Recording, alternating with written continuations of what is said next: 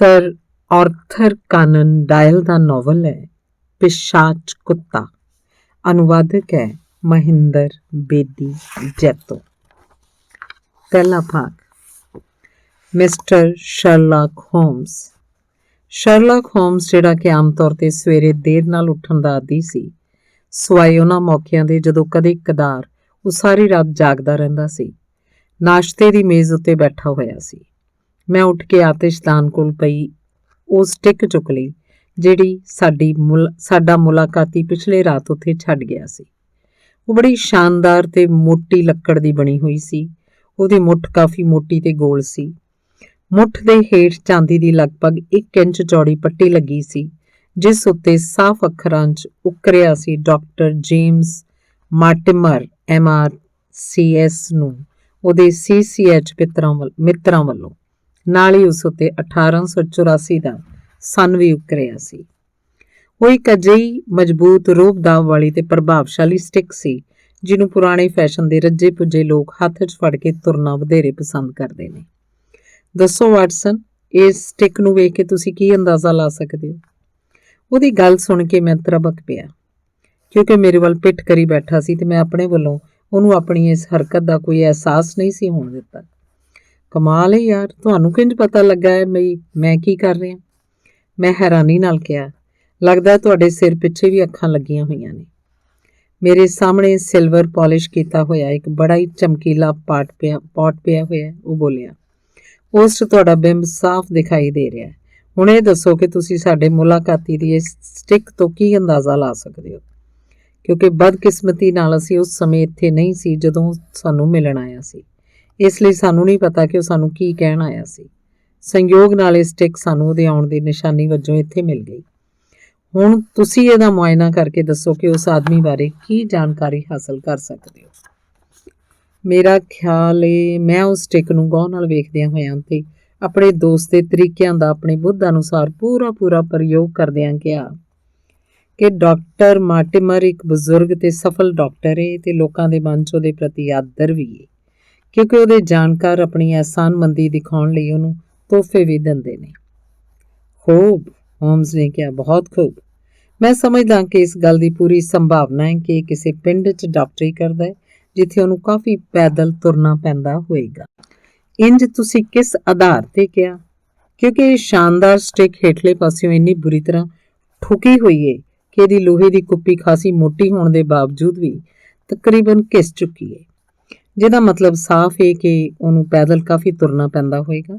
ਮੈਂ ਨਹੀਂ ਸਮਝਦਾ ਕਿ ਕਿਸੇ ਸ਼ਹਿਰੀ ਡਾਕਟਰ ਨੂੰ ਬਹੁਤਾ ਪੈਦਲ ਤੁਰਨਾ ਪੈਂਦਾ ਹੋਏਗਾ, ਕਿਉਂਕਿ ਇੱਥੇ ਸਵਾਰੀ ਦੇ ਕਾਫੀ ਸਾਧਨ ਹੁੰਦੇ ਨੇ ਜਿਹੜੇ ਪਿੰਡਾਂ 'ਚ ਨਹੀਂ ਹੁੰਦੇ। ਬਿਲਕੁਲ ਠੀਕ ਕਿਹਾ ਤੁਸੀਂ, ਹੋਮਸ ਨੇ ਸਹਿਮਤੀ 'ਚ ਸਿਰ ਹਿਲਾਉਂਦਿਆਂ ਹੋਇਆਂ ਕਿਹਾ। ਹੁਣ ਇਸ ਉੱਤੇ ਲਿਖਿਆ ਏ CCH ਦੇ ਮਿੱਤਰਾਂ ਵੱਲੋਂ। ਇਸ ਤੋਂ ਮੈਂ ਇਹ ਅੰਦਾਜ਼ਾ ਲਾਉਣਾ ਵੀ ਇਹ ਕੋਈ ਸੰਸਥਾ ਹੈ, ਉਸ ਪੇਂਡੂ ਇਲਾਕੇ ਦੀ ਕੋਈ ਸਥਾਨਕ ਸੰਸਥਾ ਜਿਹਦੀ ਡਾਕਟਰ ਨੇ ਕਿਸੇ ਕਿਸਮ ਦੀ ਕੋਈ ਸਹਾਇਤਾ ਕੀਤੀ ਹੋਏਗੀ। ਸ਼ਾਇਦ ਉਹਨਾਂ ਦੇ ਕਿਸੇ ਪ੍ਰੋਗਰਾਮ 'ਚ ਕੋਈ ਡਾਕਟਰੀ ਸਹਾਇਤਾ, ਜਿਸ ਕਰਕੇ ਸੰਸਥਾ ਦੇ ਮੈਂਬਰਾਂ ਨੇ ਆਪਣੀ ਅਹਿਸਾਨਮੰਦੀ ਦਰਸਾਉਣ ਲਈ ਇਹ ਛੋਟਾ ਜਿਹਾ ਤੋਹਫਾ ਦਿੱਤਾ ਹੋਏਗਾ। ਵਾਕਈ ਵਾਟਸਨ, ਤੁਸੀਂ ਤਾਂ ਕਮਾਲ ਕਰੀ ਜਾ ਰਹੇ ਹੋ। ਹੋਮਸ ਨੇ ਆਪਣੀ ਕੁਰਸੀ ਤੋਂ ਪਿੱਛੇ ਖਿਸਕ ਕੇ ਇੱਕ ਸਿਗਰਟ ਸੁਲਗਾਉਂਦਿਆਂ ਹੋਇਆਂ ਕਿਹਾ। ਮੈਂ ਇਹ ਕਹਿਣ ਤੇ ਮਜਬੂਰ ਹੋ ਗਿਆ ਕਿ ਤੁਸੀਂ ਮੇਰੇ ਛੋਟੇ-ਮੋਟੇ ਗੁਣਾਂ ਨੂੰ ਆਪਣੇ ਦਿਮਾਗ 'ਚ ਇੰਨਾ ਵਧਾ ਚੜ੍ਹਾ ਕੇ ਸਾਂਭ ਰੱਖਿਆ ਹੈ ਕਿ ਤੁਹਾਨੂੰ ਖੁਦ ਆਪਣੀ ਯੋਗਤਾ ਦਾ ਪਤਾ ਨਹੀਂ। ਤੁਸੀਂ ਮੈਨੂੰ ਇੰਨਾ ਮਹਾਨ ਸਮਝਦੇ ਹੋ ਕਿ ਮੇਰੇ ਸਾਹਮਣੇ ਤੁਹਾਨੂੰ ਆਪਣੇ ਆਪ ਨੂੰ ਛੋਟਾ ਸਮਝਣ ਦੀ ਆਦਤ ਪੈ ਗਈ ਹੈ। ਮੈਂ ਸਮਝਦਾ ਕਿ ਇਹਦਾ ਕਾਰਨ ਸਿਰਫ ਇਹੋ ਹੈ ਕਿ ਤੁਹਾਡੇ ਆਪਣੇ ਅੰਦਰ ਹਾਲੇ ਚਾਨਣ ਨਹੀਂ ਹੋਇਆ, ਪਰ ਤੁਸੀਂ ਦੂਜਿਆਂ ਤੋਂ ਚਾਨਣ ਲੈ ਕੇ ਅੱਗੇ ਫੈਲਾਉਣਾ ਜ਼ਰੂਰ ਜਾਣਦੇ ਹੋ। ਕੁਝ ਲੋਕ ਅਜਿਹੇ ਵੀ ਹੁੰਦੇ ਨੇ ਜਿਹੜੇ ਖੁਦ ਤਾਂ ਜੀਨੀਅਸ ਨਹੀਂ ਹੁੰਦੇ, ਪਰ ਉਹਨਾਂ ਅੰਦਰ ਜੀਨੀਅਸਾਂ ਦੀ ਪੈੜ ਨੱਪਣ ਦੀ ਵਿਲੱਖਣ ਪ੍ਰਤਿਭਾ ਹੁੰਦੀ ਹੈ। ਤੁਸੀਂ ਵੀ ਅਜਿਹੀ ਹੋ। ਇਸ ਲਈ ਮੈਨੂੰ ਤੁਹਾਡੇ ਸਾਹਮਣੇ ਮੰਨਣ 'ਚ ਕੋਈ ਸੰਕੋਚ ਨਹੀਂ ਮੇਰੇ ਦੋਸਤ ਕਿ ਮੈਂ ਤੁਹਾਡਾ ਅਹਿਸਾਨ ਮੰਨਦਾ। ਉਹਨੇ ਇੰਨਾ ਕੁਝ ਇੰਨੇ ਵਿਸਥਾਰ ਨਾਲ ਪਹਿਲਾਂ ਕਦੀ ਨਹੀਂ ਸੀ ਕਿਹਾ ਤੇ ਮੈਂ ਇਹ ਸਵੀਕਾਰ ਕਰਦਾ ਕਿ ਉਹਦੇ ਸ਼ਬਦਾਂ ਨੂੰ ਸੁਣ ਕੇ ਮੈਨੂੰ ਵਾਕਈ ਬੇਹੱਦ ਖੁਸ਼ੀ ਹੋਈ ਸੀ, ਕਿਉਂਕਿ ਆਮ ਤੌਰ ਤੇ ਮੇਰੇ ਵੱਲੋਂ ਕੀਤੀ ਗਈ ਪ੍ਰਸ਼ੰਸਾ ਵੱਲ ਬਹੁਤਾ ਧਿਆਨ ਨਹੀਂ ਸੀ ਦਿੰਦਾ, ਖਾਸ ਤੌਰ ਤੇ ਜਦੋਂ ਮੈਂ ਉਹਦੇ ਵਿਲੱਖਣ ਕਾਰਨਾਮਿਆਂ ਨੂੰ ਪੁਸਤਕ ਰੂਪ ਦਿੰਦਾ ਤੇ ਜੱਗ ਜ਼ਾਹਰ ਕਰਦਾ ਤਾਂ ਉਸ ਵੱਲੋਂ ਨਿਰਲੇਪ ਹੀ ਰਹਿੰਦਾ। ਵੈਸੇ ਮੈਨੂੰ ਇਸ ਗੱਲ ਤੇ ਮਾਣ ਸੀ ਕਿ ਮੈਂ ਉਹਦੇ ਕੰਮ ਕਰਨ ਦੇ ਤਰੀਕਿਆਂ ਨੂੰ ਕਾਫੀ ਹੱਦ ਤੱਕ ਆਤਮਸਾਤ ਕਰ ਲਿਆ ਸੀ। ਉਹਨਾਂ ਉੱਤੇ ਅਜਿਹੀ ਮੁਹਾਰਤ ਹਾਸਲ ਕਰ ਲਈ ਸੀ ਕਿ ਆਖਿਰਕਾਰ ਉਹਨੂੰ ਸਲਾਹਤ ਕਰਨੀ ਪਈ ਸੀ। ਉਹਨੇ ਸਟਿਕ ਮੇਰੇ ਹੱਥ ਵਿੱਚੋਂ ਲੈ ਲਈ ਤੇ ਆਪਣੀਆਂ ਅੱਖਾਂ ਸਾਹਮਣੇ ਕਰਕੇ ਧਿਆਨ ਨਾਲ ਦੇਖਣ ਲੱਗਾ। ਉਸ ਪਿੱਛੋਂ ਉੱਠਿਆ, ਸਟਿਕ ਨੂੰ ਹੱਥ 'ਚ ਚੁੱਕੀ ਖਿੜਕੀ ਕੋਲ ਪਹੁੰਚ ਗਿਆ ਤੇ ਇੱਕ ਲੈਂਸ ਨਾਲ ਬੜੀ ਬਰੀਕੀ ਨਾਲ ਉਹਦਾ ਨਿਰੀਖਣ ਕਰਨ ਲੱਗਾ। ਇਸ ਦੌਰਾਨ ਉਹਨੇ ਆਪਣੀ ਸਿਗਰਟ ਐਸ਼ਟਰੇ 'ਚ ਰੱਖ ਦਿੱਤੀ ਸੀ। ਵੈਸੇ ਤਾਂ ਕੁਝ ਖਾਸ ਨਹੀਂ, ਫਿਰ ਵੀ ਦਿਲਚਸਪ ਏ। ਉਹ ਵਾਪਸ ਆ ਕੇ ਸੋਫੇ ਤੇ ਆਪਣੀ ਪਸੰਦੀਦਾ ਜਗ੍ਹਾ ਬੈਠਦਾ ਹੋਇਆ ਬੋਲਿਆ, ਸਟਿਕ ਉੱਤੇ 2-3 ਨਿਸ਼ਾਨ ਜ਼ਰੂਰ ਨੇ। ਇਹਨਾਂ ਦੇ ਆਧਾਰ ਤੇ ਅਸੀਂ ਕਈ ਅੰਦਾਜ਼ੇ ਹੋਰ ਲਾ ਸਕਦੇ ਹਾਂ। ਕੀ ਮੇਰੀਆਂ ਨਿਗਾਹਾਂ 'ਚੋਂ ਕੋਈ ਗੱਲ ਉੱਕ ਗਈ? ਮੈਂ ਰਤਾ ਆਤਮ ਵਿਸ਼ਵਾਸ ਨਾਲ, ਜਿਹਨੂੰ ਹੰਕਾਰ ਕਿਹਾ ਜਾਣਾ ਵਧੇਰੇ ਠੀਕ ਹੋਏਗਾ, ਕਿਹਾ। ਮੇਰੇ ਖਿਆਲ 'ਚ ਤਾਂ ਕੋਈ ਅਜਿਹੀ ਗੱਲ ਮੇਰੀ ਨਜ਼ਰ 'ਚ ਨਹੀਂ ਆਈ ਜਿਹੜੀ ਜ਼ਰਾ ਵੀ ਮਹੱਤਵਪੂਰਨ ਹੋਏ। ਮੈਨੂੰ ਇਹ ਕਹਿੰਦਿਆਂ ਹੋਇਆਂ ਥੋੜਾ ਅਫਸੋਸ ਹੋ ਰਿਹਾ ਵਾਟਸਨ ਕਿ ਤੁਹਾਡੇ ਵਧੇਰੇ ਨਤੀਜੇ ਗਲਤ ਨੇ, ਉਹ ਬੋਲਿਆ। ਜਦੋਂ ਮੈਂ ਤੁਹਾਨੂੰ ਇਹ ਕਿਹਾ ਕਿ ਮੈਂ ਤੁਹਾਡਾ ਅਹਿਸਾਨ ਮੰਨਦਾ ਤਾਂ ਉਹਦਾ ਮਤਲਬ ਇਹ ਹੈ ਕਿ ਮੇਰੇ ਤਰੀਕਿਆਂ ਦੀ ਨਕਲ ਕਰਨ ਵੇਲੇ ਤੁਸੀਂ ਜਿਹੜੀਆਂ ਗਲਤੀਆਂ ਕਰਦੇ ਹੋ, ਇਹ ਮੇਰੇ ਦਿਮਾਗ ਦੀ ਮਸ਼ੀਨ ਨੂੰ ਚਾਲੂ ਕਰਦੀਆਂ ਹੋਈਆਂ ਮੈਨੂੰ ਕਿਸੇ ਨਵੇਂ ਢੰਗ ਨਾਲ ਸੋਚਣ ਲਈ ਪ੍ਰੇਰਦੀਆਂ ਨੇ। ਯਾਨੀ ਤੁਹਾਡੀਆਂ ਭੁੱਲਾਂ ਤੇ ਗਲਤੀਆਂ ਅਕਸਰ ਮੈਨੂੰ ਰਾਹ ਦਿਖਾਉਂਦੀਆਂ ਹੋਈਆਂ ਸੱਚਾਈ ਦੇ ਹੋਰ ਵੱਧ ਨੇੜੇ ਪਹੁੰਚਾ ਦਿੰਦੀਆਂ ਨੇ। ਕੋਈ ਸ਼ੱਕ ਨਹੀਂ, ਜਿਸ ਆਦਮੀ ਦੀ ਇਹ ਸਟਿਕ ਏ ਉਹ ਪਿੰਡ ਦਾ ਹੀ ਏ, ਇੱਕ ਡਾਕਟਰ ਏ ਤੇ ਉਹ ਪੈਦਲ ਵੀ ਕਾਫੀ ਤੁਰਦਾ ਹੈ। ਇਹਦਾ ਮਤਲਬ ਹੈ ਕਿ ਮੈਂ ਸਹੀ ਸੀ, ਸਿਰਫ ਇੱਥੋਂ ਤੱਕ। ਪਰ ਇਹ ਸਟਿਕ ਦੁਆਰਾ ਕੁਝ ਹੋਰ ਜਾਣਿਆ ਵੀ ਤਾਂ ਨਹੀਂ ਜਾ ਸਕਦਾ। ਨਹੀਂ ਨਹੀਂ ਮੇਰੇ ਪਿਆਰੇ ਵਾਟਸਨ, ਇੰਜ ਨਹੀਂ, ਇੰਜ ਬਿਲਕੁਲ ਵੀ ਨਹੀਂ। ਉਦਾਹਰਨ ਦੇ ਤੌਰ ਤੇ ਇਹ ਕਹਿਣਾ ਚਾਹੀਦਾ ਹੈ ਕਿ ਇਹ ਸਟਿਕ ਉਸ ਡਾਕਟਰ ਨੂੰ ਕਿਸੇ ਸੰਸਥਾ ਨੇ ਨਹੀਂ ਦਿੱਤੀ, ਬਲਕਿ ਹਸਪਤਾਲ ਨੇ ਦਿੱਤੀ ਹੈ। ਦੇਖਦਿਆਂ ਹੀ ਸਮਝਿਆ ਜਾ ਸਕਦਾ ਹੈ ਕਿ CCH ਦਾ ਮਤਲਬ ਹੈ ਚੇਰਿੰਗ ਕ੍ਰਾਸ ਹਸਪੀਟਲ। ਆਖਿਰ ਖੁਦ ਆਪਣਾ ਪਤਾ ਦੱਸ ਰਹੇ ਨੇ। ਸ਼ਾਇਦ ਤੁਸੀਂ ਠੀਕ ਕਹਿ ਰਹੇ ਹੋ। ਸੰਭਾਵਨਾ ਉਸੇ ਦਿਸ਼ਾ ਵੱਲ ਸੰਕੇਤ ਕਰ ਰਹੀ ਹੈ। ਹੁਣ ਜੇ ਅਸੀਂ ਇਸ ਵਿਚਾਰ ਨੂੰ ਆਪਣਾ ਆਧਾਰ ਬਣਾ ਲਈਏ ਤਾਂ ਸਾਨੂੰ ਆਪਣੇ ਉਸ ਅਣਜਾਣ ਮੁਲਾਕਾਤੀ ਬਾਰੇ ਕੁਝ ਹੋਰ ਨਵੇਂ ਅੰਦਾਜ਼ੇ ਲਾਉਣ ਦਾ ਮੌਕਾ ਵੀ ਮਿਲ ਜਾਂਦਾ ਹੈ। ਜੇ ਮੰਨ ਵੀ ਲਿਆ ਜਾਏ ਕਿ CCH ਦਾ ਚੇਰਿੰਗ ਕ੍ਰਾਸ ਹਸਪੀਟਲ ਵੀ ਬਣਦਾ ਹੈ ਤਾਂ ਫਿਰ ਸਾਨੂੰ ਕਿਹੜੇ ਨਵੇਂ ਅੰਦਾਜ਼ੇ ਲਾਉਣ ਦਾ ਮੌਕਾ ਮਿਲਦਾ ਹੈ? ਕੀ ਕੋਈ ਮੌਕਾ ਨਹੀਂ ਮਿਲਦਾ? ਹੋਮਸ ਨੇ ਮੇਰੇ ਵੱਲ ਸਵਾਲੀਆ ਨਜ਼ਰਾਂ ਨਾਲ ਵੇਖਦਿਆਂ ਕਿਹਾ। ਤੁਸੀਂ ਤਾਂ ਮੇਰੇ ਤਰੀਕਿਆਂ ਤੋਂ ਚੰਗੀ ਤਰ੍ਹਾਂ ਵਾਕਫ ਹੋ। ਇਹ ਸਵਾਲ ਕਰਨ ਦੀ ਬਜਾਏ ਉਹਨਾਂ ਤਰੀਕਿਆਂ ਨੂੰ ਇਸਤੇਮਾਲ ਕਰਨ ਦੀ ਕੋਸ਼ਿਸ਼ ਕਰੋ। ਮੈਂ ਤਾਂ ਇਹੀ ਨਤੀਜਾ ਕੱਢ ਸਕਦਾ ਹਾਂ ਕਿ ਇਹ ਆਦਮੀ ਪਿੰਡ ਜਾਣ ਤੋਂ ਪਹਿਲਾਂ ਸ਼ਹਿਰ 'ਚ ਡਾਕਟਰੀ ਕਰਦਾ ਸੀ। ਅਸੀਂ ਇਸ ਨਾਲੋਂ ਥੋੜਾ ਅੱਗੇ ਵੀ ਜਾ ਸਕਦੇ ਹਾਂ। ਕਿੱਦਾਂ?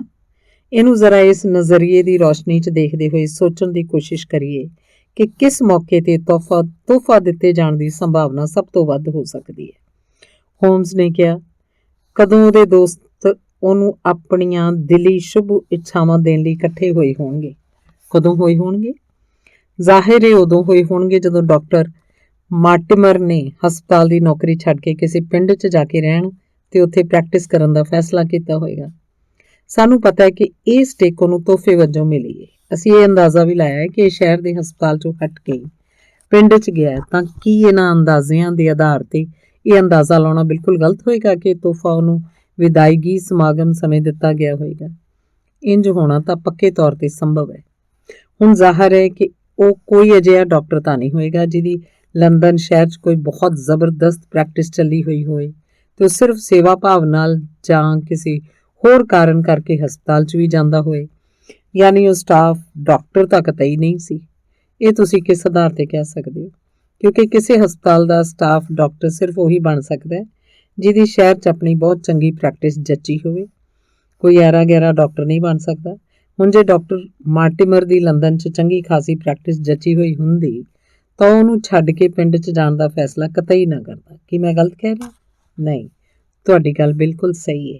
ਹੁਣ ਜੇ ਉਹ ਸਟਾਫ ਡਾਕਟਰ ਨਹੀਂ ਸੀ ਤਾਂ ਫਿਰ ਉਹ ਹਸਪਤਾਲ 'ਚ ਕੀ ਸੀ? ਹੋਮਸ ਨੇ ਸਵਾਲ ਕੀਤਾ ਤੇ ਫਿਰ ਖੁਦ ਹੀ ਜਵਾਬ ਦੇਣ ਲੱਗਾ। ਜੇ ਉਹ ਹਸਪਤਾਲ ਨਾਲ ਸੰਬੰਧਿਤ ਸੀ ਪਰ ਸਟਾਫ ਡਾਕਟਰ ਨਹੀਂ ਸੀ ਤਾਂ ਫਿਰ ਇਹੀ ਸੋਚਿਆ ਜਾ ਸਕਦਾ ਹੈ ਕਿ ਹਸਪਤਾਲ ਦਾ ਹਾਊਸ ਸਰਜਨ ਸੀ ਜਾਂ ਫਿਰ ਹਾਊਸ ਫਿਜ਼ੀਸ਼ੀਅਨ ਹੋਏਗਾ। ਯਾਨੀ ਕਿ ਇੱਕ ਸੀਨੀਅਰ ਮੈਡੀਕਲ ਸਟੂਡੈਂਟ ਤੋਂ ਥੋੜਾ ਉੱਪਰ।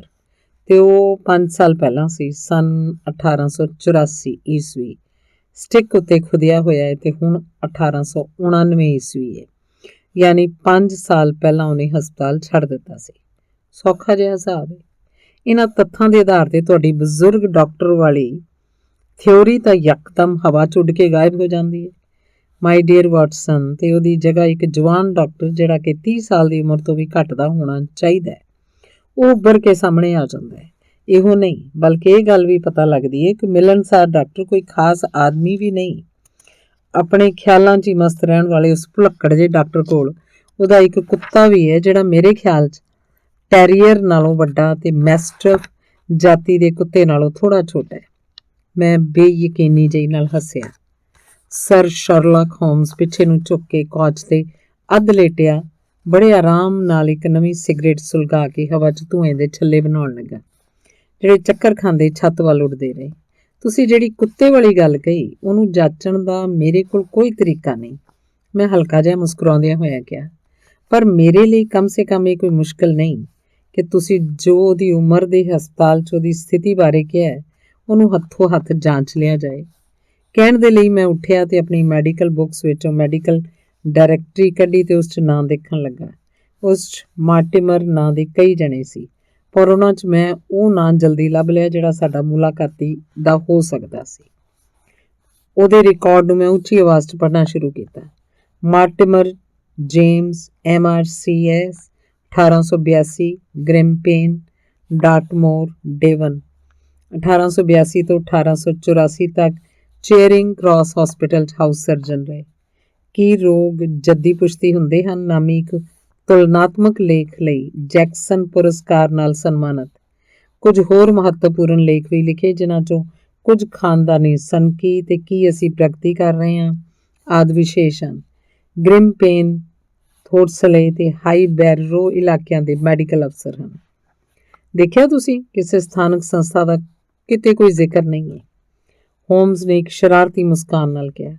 ਪਰ ਉਹ ਇੱਕ ਪੇਂਡੂ ਡਾਕਟਰ ਹੈ, ਇਹ ਅੰਦਾਜ਼ਾ ਤੁਸੀਂ ਬਿਲਕੁਲ ਠੀਕ ਲਾਇਆ। ਮੇਰੇ ਖਿਆਲ 'ਚ ਮੈਂ ਉਸ ਬਾਰੇ ਮਿਲਣਸਾਰ ਖਾਸ ਆਦਮੀ ਤੇ ਆਪਣੇ ਆਪ 'ਚ ਮਸਤ ਰਹਿਣ ਵਾਲੇ ਭੁਲੱਕੜ ਆਦਮੀ ਦੇ ਰੂਪ 'ਚ ਜਿਹੜੇ ਵਿਸ਼ੇਸ਼ਣ ਵਰਤੇ ਸੀ, ਮੇਰੇ ਅੰਦਾਜ਼ੇ ਵੀ ਕਾਫੀ ਹੱਦ ਤੱਕ ਠੀਕ ਰਹੇ ਨੇ।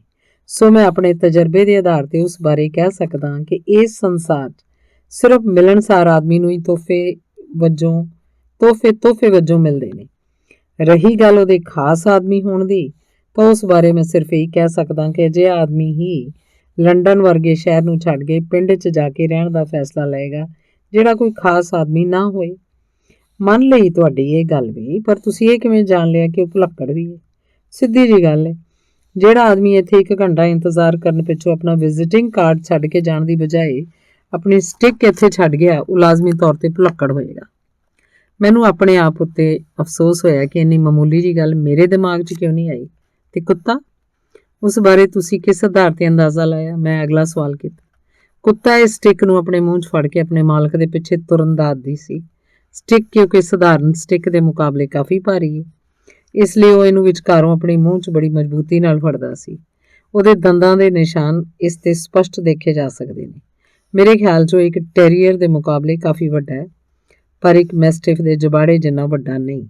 ਮੇਰੇ ਖਿਆਲ 'ਚ ਇਹ ਕੋਈ ਲਓ ਯਾਰ, ਇਹ ਵੀ ਹੱਦ ਹੋ ਗਈ। ਉਹ ਆਪਣੇ ਮੱਥੇ ਤੇ ਹੱਥ ਮਾਰਦਾ ਬੋਲਿਆ। ਹੁਣ ਜਾ ਕੇ ਸਮਝ ਆਇਆ ਕਿ ਇਹ ਕਿਹੜਾ ਕੁੱਤਾ ਹੋ ਸਕਦਾ ਹੈ। ਹੁਣ ਮੈਂ ਯਕੀਨ ਨਾਲ ਕਹਿ ਸਕਦਾ ਕਿ ਇਹ ਘੁੰਗਰਾਲੇ ਵਾਲਾਂ ਵਾਲਾ ਸਪੇਨੀਅਲ ਕੁੱਤਾ ਹੈ। ਗੱਲਾਂ ਕਰਦਾ ਹੋਇਆ ਉੱਠ ਕੇ ਇੱਧਰ ਉੱਧਰ ਟਹਿਲਣ ਲੱਗਾ ਸੀ ਤੇ ਆਖਰੀ ਗੱਲ ਕਹਿਣ ਵੇਲੇ ਉਹ ਖਿੜਕੀ ਕੋਲ ਰੁਕ ਕੇ ਬਾਹਰ ਵੱਲ ਵੇਖ ਰਿਹਾ ਸੀ। ਕੁੱਤੇ ਬਾਰੇ ਉਹ ਗੱਲ ਕਹਿੰਦਿਆਂ ਹੋਇਆਂ ਉਹਦੀ ਆਵਾਜ਼ 'ਚ ਅਜਿਹੀ ਦ੍ਰਿੜਤਾ ਸੀ ਕਿ ਮੈਂ ਤਰਬਕ ਕੇ ਹੈਰਾਨੀ ਨਾਲ ਉਸ ਵੱਲ ਵੇਖਣ ਲੱਗਾ।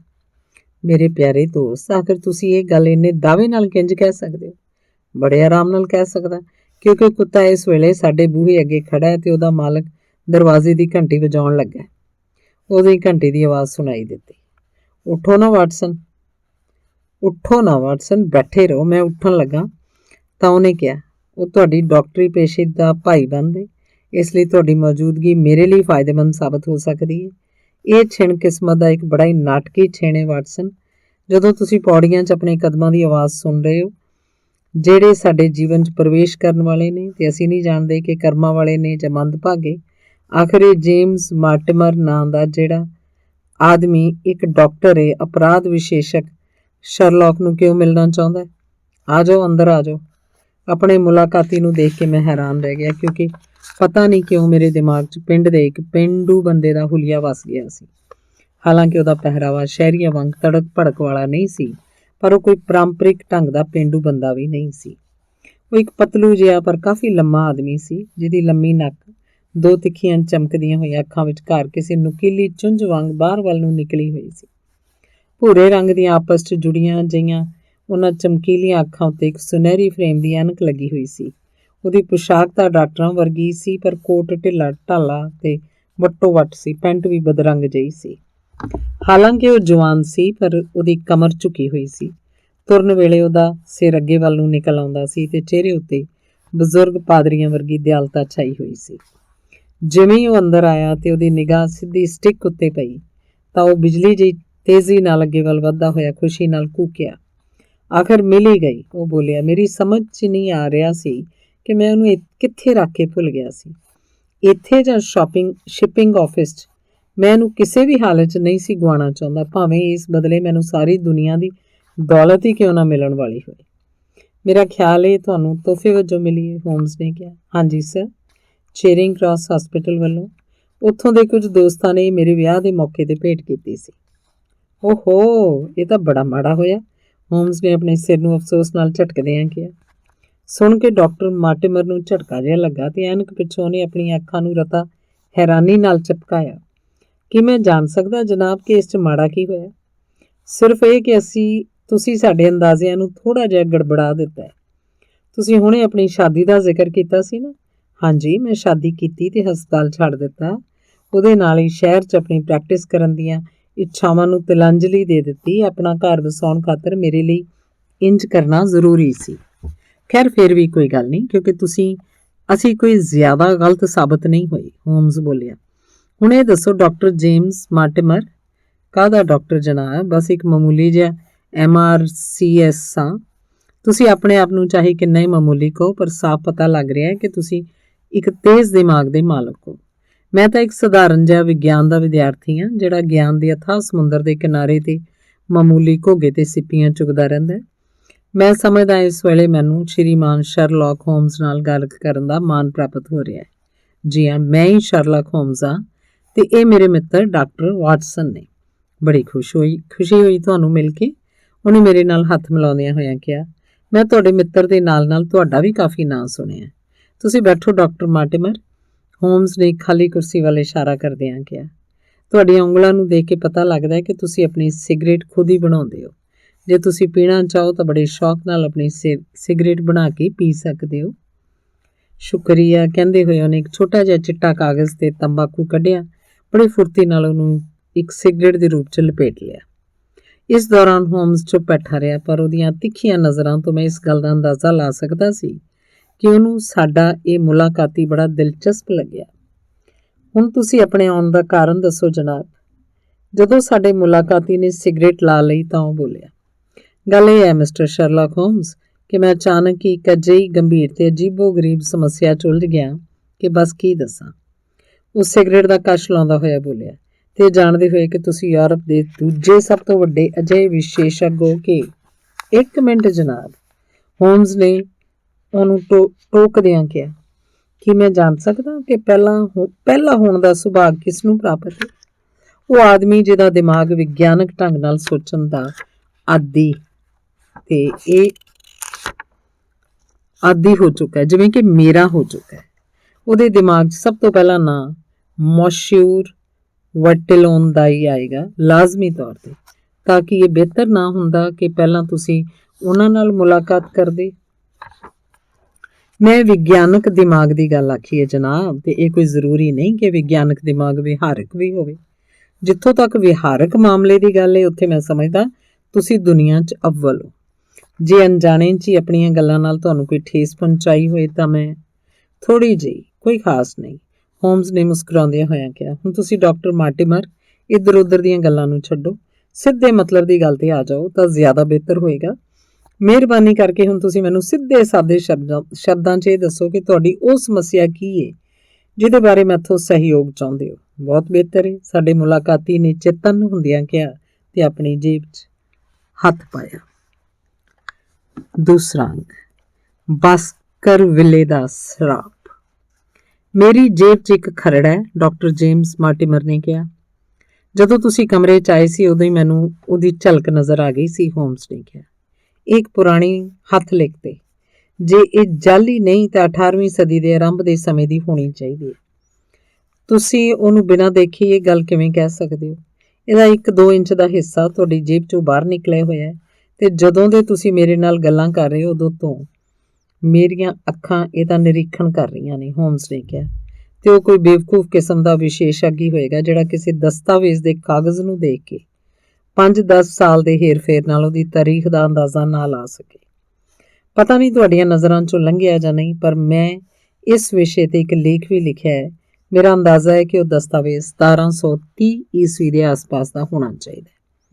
ਜ਼ਿਆਦਾ ਗਲਤ ਨਹੀਂ ਹੋ ਤੁਸੀਂ, ਕਿਉਂਕਿ ਇਹ ਦਸਤਾਵੇਜ਼ 1742 ਈਸਵੀ ਦਾ ਹੈ। ਡਾਕਟਰ ਮਾਰਟਿਮਰ ਨੇ ਆਪਣੀ ਉੱਪਰਲੀ ਜੇਬ ਚੋਂ ਉਹਨੂੰ ਬਾਹਰ ਕੱਢਦਿਆਂ ਹੋਇਆਂ ਕਿਹਾ, ਇਹ ਪਰਿਵਾਰਕ ਦਸਤਾਵੇਜ਼ ਸਰ ਚਾਰਲਸ ਬਾਸਕਰਵਿਲੇ ਨੇ ਮੈਨੂੰ ਆਪਣੀ ਹਿਫਾਜ਼ਤ 'ਚ ਰੱਖਣ ਲਈ ਦਿੱਤਾ ਸੀ, ਜਿਨ੍ਹਾਂ ਦੀ ਦੁਖਦਾਈ ਮੌਤ ਨੇ 3 ਮਹੀਨੇ ਪਹਿਲਾਂ ਡੇਵਰਸ਼ਾਇਰ ਦੇ ਇਲਾਕੇ 'ਚ ਸਨਸਨੀ ਜਿਹੀ ਫੈਲਾ ਦਿੱਤੀ ਸੀ। ਮੈਂ ਇਹ ਗੱਲ ਦਾਅਵੇ ਨਾਲ ਕਹਿ ਸਕਦਾ ਕਿ ਮੈਂ ਉਹਨਾਂ ਦਾ ਨਿੱਜੀ ਡਾਕਟਰ ਹੋਣ ਦੇ ਨਾਲ ਪੱਕਾ ਦੋਸਤ ਵੀ ਸੀ। ਉਹ ਬੜੇ ਹੀ ਮਜ਼ਬੂਤ ਇਰਾਦੇ ਵਾਲੇ ਆਦਮੀ ਸਨ, ਜਨਾਬ, ਬੜੇ ਹੀ ਹੁਸ਼ਿਆਰ ਤੇ ਵਿਹਾਰਕ ਵੀ। ਮੇਰੇ ਵਾਂਗ ਹੀ ਉਹ ਵੀ ਕਾਲਪਨਿਕ ਤੇ ਦੰਦ ਕਥਾਵਾਂ 'ਚ ਵਿਸ਼ਵਾਸ ਨਹੀਂ ਸਨ ਕਰਦੇ। ਫਿਰ ਵੀ ਉਹਨਾਂ ਦੇ ਇਸ ਦਸਤਾਵੇਜ਼ ਨੂੰ ਬੜੀ ਗੰਭੀਰਤਾ ਨਾਲ ਲਿਆ। ਬਲਕਿ ਮੈਂ ਤਾਂ ਇੱਥੋਂ ਤੱਕ ਕਹਾਂਗਾ ਕਿ ਇਹਦਾ ਉਹਨਾਂ ਦੇ ਦਿਮਾਗ ਉੱਤੇ ਅਜਿਹਾ ਅਸਰ ਹੋਇਆ ਕਿ ਉਹ ਪਹਿਲਾਂ ਹੀ ਆਪਣੇ ਅੰਦਰ ਇਹ ਧਾਰਨਾ ਬਣਾ ਚੁੱਕੇ ਸੀ ਕਿ ਉਹਨਾਂ ਦਾ ਅੰਤ ਬਿਲਕੁਲ ਉਵੇਂ ਹੀ ਹੋਏਗਾ ਜਿਵੇਂ ਕਿ ਹੋਇਆ। ਹੋਮਸ ਨੇ ਉਸ ਦਸਤਾਵੇਜ਼ੀ ਖਰੜੇ ਨੂੰ ਲੈਣ ਲਈ ਹੱਥ ਵਧਾਇਆ ਤੇ ਫਿਰ ਉਹਨੂੰ ਖੋਲ੍ਹ ਕੇ ਆਪਣੇ ਗੋਡਿਆਂ ਤੇ ਰੱਖ ਲਿਆ। ਮੈਂ ਥੋੜਾ ਕੁ ਅੱਗੇ ਵੱਲ ਝੁੱਕ ਕੇ ਦੇਖਿਆ ਕਿ ਉਹ ਇੱਕ ਪੀਲਾ ਪੈ ਚੁੱਕਿਆ ਕਾਗਜ਼ ਸੀ, ਜਿਹਦੀ ਇਬਾਰਤ ਦੀ ਚਮਕ ਫਿੱਕੀ ਪੈ ਚੁੱਕੀ ਸੀ। ਉਹਦੇ ਉੱਪਰਲੇ ਕੋਨੇ ਤੇ ਲਿਖਿਆ ਹੋਇਆ ਸੀ ਬਾਸਕਰਵਿਲੇ ਹਾਲ, ਤੇ ਉਹਦੇ ਹੇਠਾਂ ਇਹ ਅੰਕ ਲਿਖੇ ਹੋਏ ਸਨ 1742 ਈਸਵੀ। ਇਹ ਤਾਂ ਕਿਸੇ ਕਿਸਮ ਦਾ ਕੋਈ ਬਿਆਨ ਲਿਖਿਆ ਹੋਇਆ ਲੱਗਦਾ। ਹੋਮਸ ਨੇ ਦਸਤਾਵੇਜ਼ ਉੱਤੇ ਨਜ਼ਰ ਦੌੜਾਉਂਦਿਆਂ ਕਿਹਾ, ਹਾਂਜੀ, ਇਸ 'ਚ ਬਾਸਕਰਵਿਲੇ ਪਰਿਵਾਰ ਨਾਲ ਸੰਬੰਧਿਤ ਉਹ ਕਹਾਣੀ ਦਰਜ ਹੈ ਜਿਹੜੀ ਉਸ ਪਰਿਵਾਰ ਨਾਲ ਪਿਛਲੀਆਂ ਕੁਝ ਪੀੜ੍ਹੀਆਂ ਤੋਂ ਜੁੜੀ ਹੋਈ ਹੈ। ਪਰ ਮੇਰਾ ਖਿਆਲ ਹੈ ਤੁਸੀਂ ਮੇਰੇ ਨਾਲ ਆਧੁਨਿਕ ਤੇ ਮੌਜੂਦਾ ਸਮੇਂ ਦੀ ਵਰਤਮਾਨ ਸਮੱਸਿਆ ਬਾਰੇ ਸਲਾਹ ਮਸ਼ਵਰਾ ਕਰਨਾ ਚਾਹੁੰਦੇ ਹੋ, ਹੈ ਨਾ? ਸਹੀ ਕਹਿ ਰਹੇ ਹੋ ਤੁਸੀਂ। ਮੈਂ ਵਾਕਈ ਤੁਹਾਡੇ ਨਾਲ ਇੱਕ ਅਜਿਹੀ ਆਧੁਨਿਕ ਤੇ ਮੌਜੂਦਾ ਸਮੱਸਿਆ ਬਾਰੇ ਗੱਲ ਕਰਨ ਲਈ ਆਇਆ, ਜਿਹਦਾ ਹੱਲ 24 ਘੰਟਿਆਂ ਦੇ ਅੰਦਰ ਜ਼ਰੂਰ ਨਿਕਲ ਆਉਣਾ ਚਾਹੀਦਾ ਹੈ। ਪਰ ਇਹ ਖਰੜਾ ਸੰਖੇਪ ਜਿਹਾ ਹੀ ਹੈ ਤੇ ਇਸ ਸਮੱਸਿਆ ਨਾਲ ਇਹਦਾ ਗੂੜਾ ਸੰਬੰਧ ਹੈ। ਜੇ ਤੁਸੀਂ ਇਜਾਜ਼ਤ ਦਿਓ ਤਾਂ ਮੈਂ ਇਹਨੂੰ ਪੜ੍ਹ ਕੇ ਸੁਣਾ ਦਿੰਦਾ। ਹੋਮਸ ਨੇ ਸਿਰ ਹਿਲਾ ਕੇ ਇਜਾਜ਼ਤ ਦੇ ਦਿੱਤੀ। ਫਿਰ ਪਿੱਛੇ ਵੱਲ ਝੁੱਕ ਕੇ ਢੋਲ ਲਾਉਂਦਿਆਂ ਕਿਹਾ, ਆਪਣੀਆਂ ਉਂਗਲਾਂ ਦੇ ਪੋਰ ਆਪਸ 'ਚ ਮਿਲਾਏ ਤੇ ਅੱਖਾਂ ਬੰਦ ਕਰ ਲਈਆਂ, ਜਿਵੇਂ ਪੂਰੀ ਤਰ੍ਹਾਂ ਧਿਆਨ ਮਗਨ ਹੋ ਚੁੱਕਿਆ ਹੋਵੇ। ਡਾਕਟਰ ਮਾਰਟਿਮਰ ਨੇ ਦਸਤਾਵੇਜ਼ੀ ਬਿਆਨ ਨੂੰ ਰੌਸ਼ਨੀ ਵੱਲ ਘੁਮਾਇਆ ਤੇ ਫਿਰ ਆਪਣੀ ਭਾਰੀ ਆਵਾਜ਼ ਵਿੱਚ ਪ੍ਰਾਚੀਨ ਸਮੇਂ ਦੀ ਉਸ ਵਿਚਿੱਤਰ ਕਹਾਣੀ ਨੂੰ ਪੜ੍ਹਨਾ ਸ਼ੁਰੂ ਕੀਤਾ। ਬਾਸਕਰਵਿਲੇ ਦੇ ਪਿਸ਼ਾਚ ਕੁੱਤੇ ਨਾਲ ਜੁੜੀਆਂ ਹੋਈਆਂ ਕਈ ਕਥਾਵਾਂ ਪ੍ਰਚਲਿਤ ਹਨ, ਪਰ ਮੈਂ ਕਿਉਂਕਿ ਹੀਗੋ ਬਾਸਕਰਵਿਲੇ ਦੀ ਖਾਨਦਾਨੀ ਅੰਸ਼ ਵਿੱਚੋਂ ਹਾਂ ਤੇ ਇਹ ਕਥਾ ਮੈਂ ਆਪਣੇ ਪਿਤਾ ਦੇ ਮੂੰਹੋਂ ਸੁਣੀ ਹੈ, ਜਿਹਨੂੰ ਉਹਨਾਂ ਆਪਣੇ ਪਿਤਾ ਦੇ ਮੂੰਹੋਂ ਸੁਣਿਆ ਸੀ। ਇਸ ਲਈ ਇਹ ਗੱਲ ਦਾਅਵੇ ਨਾਲ ਕਹਿ ਸਕਦਾ ਕਿ ਬਿਲਕੁਲ ਉਸੇ ਤਰ੍ਹਾਂ ਵਾਪਰੀ ਜਿਸ ਤਰ੍ਹਾਂ ਇੱਥੇ ਲਿਖੀ ਗਈ ਹੈ। ਕਥਾ ਲਿਖਣ ਤੋਂ ਪਹਿਲਾਂ ਮੈਂ ਆਪਣੇ ਵੰਸ਼ ਵਾਲਿਆਂ ਨੂੰ ਇਹ ਜ਼ਰੂਰ ਕਹਿਣਾ ਚਾਹਾਂਗਾ ਕਿ ਮੇਰੇ ਬੱਚਿਓ, ਤੁਸੀਂ ਇਸ ਗੱਲ 'ਚ ਪੱਕਾ ਵਿਸ਼ਵਾਸ ਰੱਖੋ ਕਿ ਉਹ ਨਿਆਂ ਕਰਤਾ ਜਿਹੜਾ ਪਾਪ ਦੀ ਸਜ਼ਾ ਦਿੰਦਾ ਉਹ ਬੜੀ ਕਿਰਪਾ ਕਰਕੇ ਮਾਫ ਵੀ ਕਰ ਦਿੰਦਾ ਹੈ। ਤੇ ਇਹ ਕਿ ਕੋਈ ਵੀ ਸਰਾਪ ਇੰਨਾ ਭਾਰੀ ਨਹੀਂ ਹੁੰਦਾ ਜਿਹੜਾ ਪ੍ਰਾਰਥਨਾ ਤੇ ਪਸ਼ਚਾਤਾਪ ਨਾਲ ਲਾਇਆ ਨਾ ਜਾ ਸਕੇ।